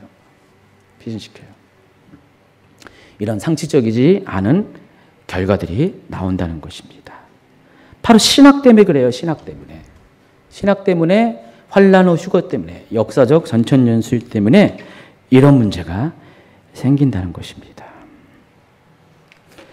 세대주의 전천선설과 역사적 전천설, 환난 전, 환난 후 휴거설에 비교를 하겠습니다. 두 가지 학설 모두 7년 대환란을 문자적으로 해석합니다. 그러나 예수님의 재림에 대해서 환난 전 휴거설은 7년 대환란 전에, 환난 후 휴거설은 7년 대환란 후에 있다고 주장합니다. 또 환난 전 휴거설은 예수님의 재림을 이중적으로 두 번에 걸친 재림으로 보고 또 환난 후 휴거설은 한 번 단회적으로 해석을 한다는 것. 또 환난 전 휴거설은 천년왕국에서 유대인이 중심이 되어서 세계를 지배하는 구조가 되고 이게 유대인을 강조하죠. 그리고 구약의 의식들, 성전이 회복되고 제사가 회복된다고 보는 입장이고 또 환난 후 휴거설은 천년왕국에서의 구약의 의식이 재현되지 않는다. 이거는 이미 과거의 것으로 묻어버리는 그런 입장 차이가 있다는 것입니다. 다 했어 이제. 그리고 마지막으로 하나 환난 중간기 휴거설. 이거는 이런 겁니다. 환난 중간기 휴거설은 이 두 가지 전천전설, 세대주의적 전천전설, 역사주의적 전천전설의 절충안입니다. 다 장단점이 있잖아요. 중간적인 입장을 갖고 있어요. 왜냐하면은 여기에 핵심은 날짜 때문에 그래요. 날짜. 계시록을 보면은요. 또 구약의 계시록인 다니엘서도 그렇고요. 계시록을 보면은 공통된 날짜가 있어요. 3년 6개월, 42개월, 또 1260일. 다 같은 이야기예요. 한때, 두때, 반때. 그것을 전후로 그 전 3년 반은 두 증인의 사역, 후 3년 반은 적그리스도. 완전히 구분이 돼요. 두 증인의 사역은 예수님의 사역과 세례 요한의 사역을 합친 거라고 제가 말씀을 드렸죠. 마지막 대부흥에 예수님이 초림 때 부흥을 일으키는 것처럼 마지막 때도 하나님께서 두 증인을 통해서 예수님의 사역과 같은 또 예수님 앞전 세례 요한의 사역과 같은 그런 사역을 한 번 더 일으켜서 정말 마지막 추수를 일으킨다고 그랬잖아요. 계시록 11장 두 증인 사역에서 설명을 해드렸어요. 예. 그래서 뭔 얘기하다 그랬죠?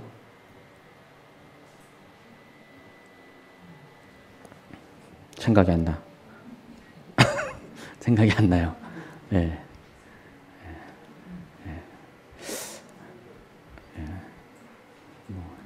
생각나면 또 설명하고요. 예. 그래서 내가 날짜 얘기하다가 그게 3년 6개월이라는 날짜에 정확하게 구분이 된다는 거예요.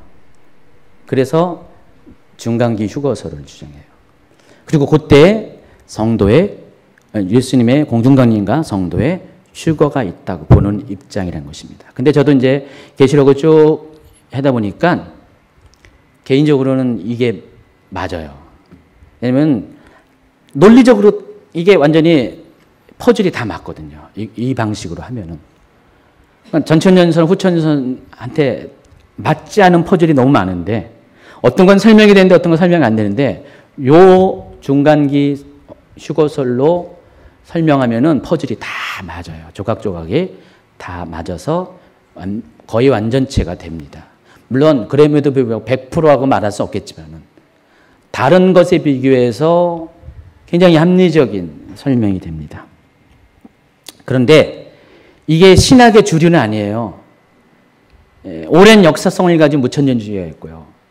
또 200년의 역사를 가진 전천년주의가 있고요. 그보다 더 오랜 가진 후천년주의도 있고요. 이거는 솔직히 역사가 짧아요. 그러니까 많은 사람들이 주장은 하지 않지만 지금 이렇게 주장하는 사람들이 점점 많아지고 있는 것이 사실이고요. 또 가장 성경적인 근거를 가지고 있는 것도 사실이라는 것입니다. 이게 환란 중간기 휴거설이라는 것입니다. 그래서 환란 중간기 휴거설이면은 그 3년 6개월 전으로 앞에는 환란, 뒤에는 대환란. 앞에는 성도들도 환란을 통과하는 거예요. 환란 후 휴거설을 주장하는 사람들이 성도 모두가 환란을 통과한다고 했죠. 그 입장을 절충한 거예요. 그래서 그 7년의 절반은 성도들도 환란을 통과해요. 그러나 나머지 절반은 거기서 남는 자들이 또 회심하지 않는 자들이 환란을 통과하게 될 거예요. 그런 입장에서는 또 환란 전 휴거설의 입장을 또 받아들이고요. 중간이에요. 근데 여기서 유대인, 제가 미처 여기 표시 안 했지만 유대인의 관계는 어떨까? 유대인이나 이방인이나 똑같다는 거예요. 예수 그리스도를 믿냐 안 믿냐지.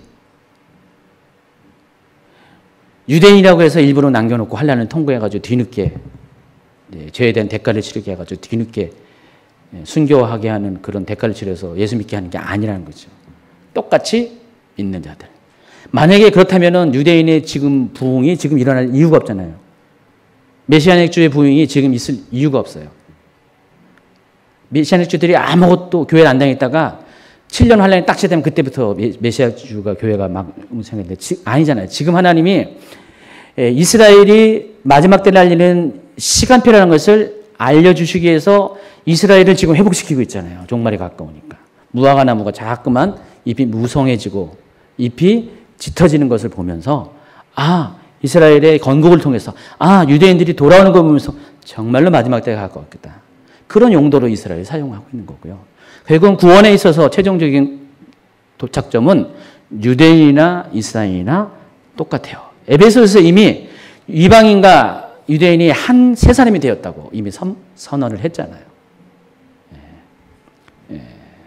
자, 여기까지 긴 이야기를 했습니다. 거의 2시간 가까이 이야기했는데 어떻게 다 이해하시겠어요? 이해했으면 아멘 해주시고요. 그래요. 아주 중요한 얘기를 했습니다. 그래서 꼭 이거 한번 재복습을 하시기 바랍니다. 그리고 또 못 들은 분들에게 꼭 듣게끔 하셔야 돼요. 주임직의 성도들은 그거 아셔야 돼요. 여지껏 지옥에 대해서 몰랐다고 말이 됩니까, 그게? 말이 안 되는 거예요. 다 아셔야 되는데. 지금 저는 천년왕국을 시작으로 이제 계속 천국 얘기할 거예요. 앞으로 계속 천국 얘기하는 겁니다. 근데 여러분이 알고 있는 천국은 일차원적인 천국이 아니라는 것을 아셔야 돼요. 이 천년왕국은 천국에 대한 모델이에요. 다음 주에는 이 천년왕국을 통해서 천국이 어떤 곳이 될 것인가에 대한 그걸 다룰 거예요. 천년왕국의 삶에 대해서 다룰 거예요. 천년왕국은 누가 들어갈 것인가? 그럼 거기서 통치한다는 것은 누가 통치한다는 것인가? 이런 구체적인 것들을 실제적인 것을 다루게 될 것입니다.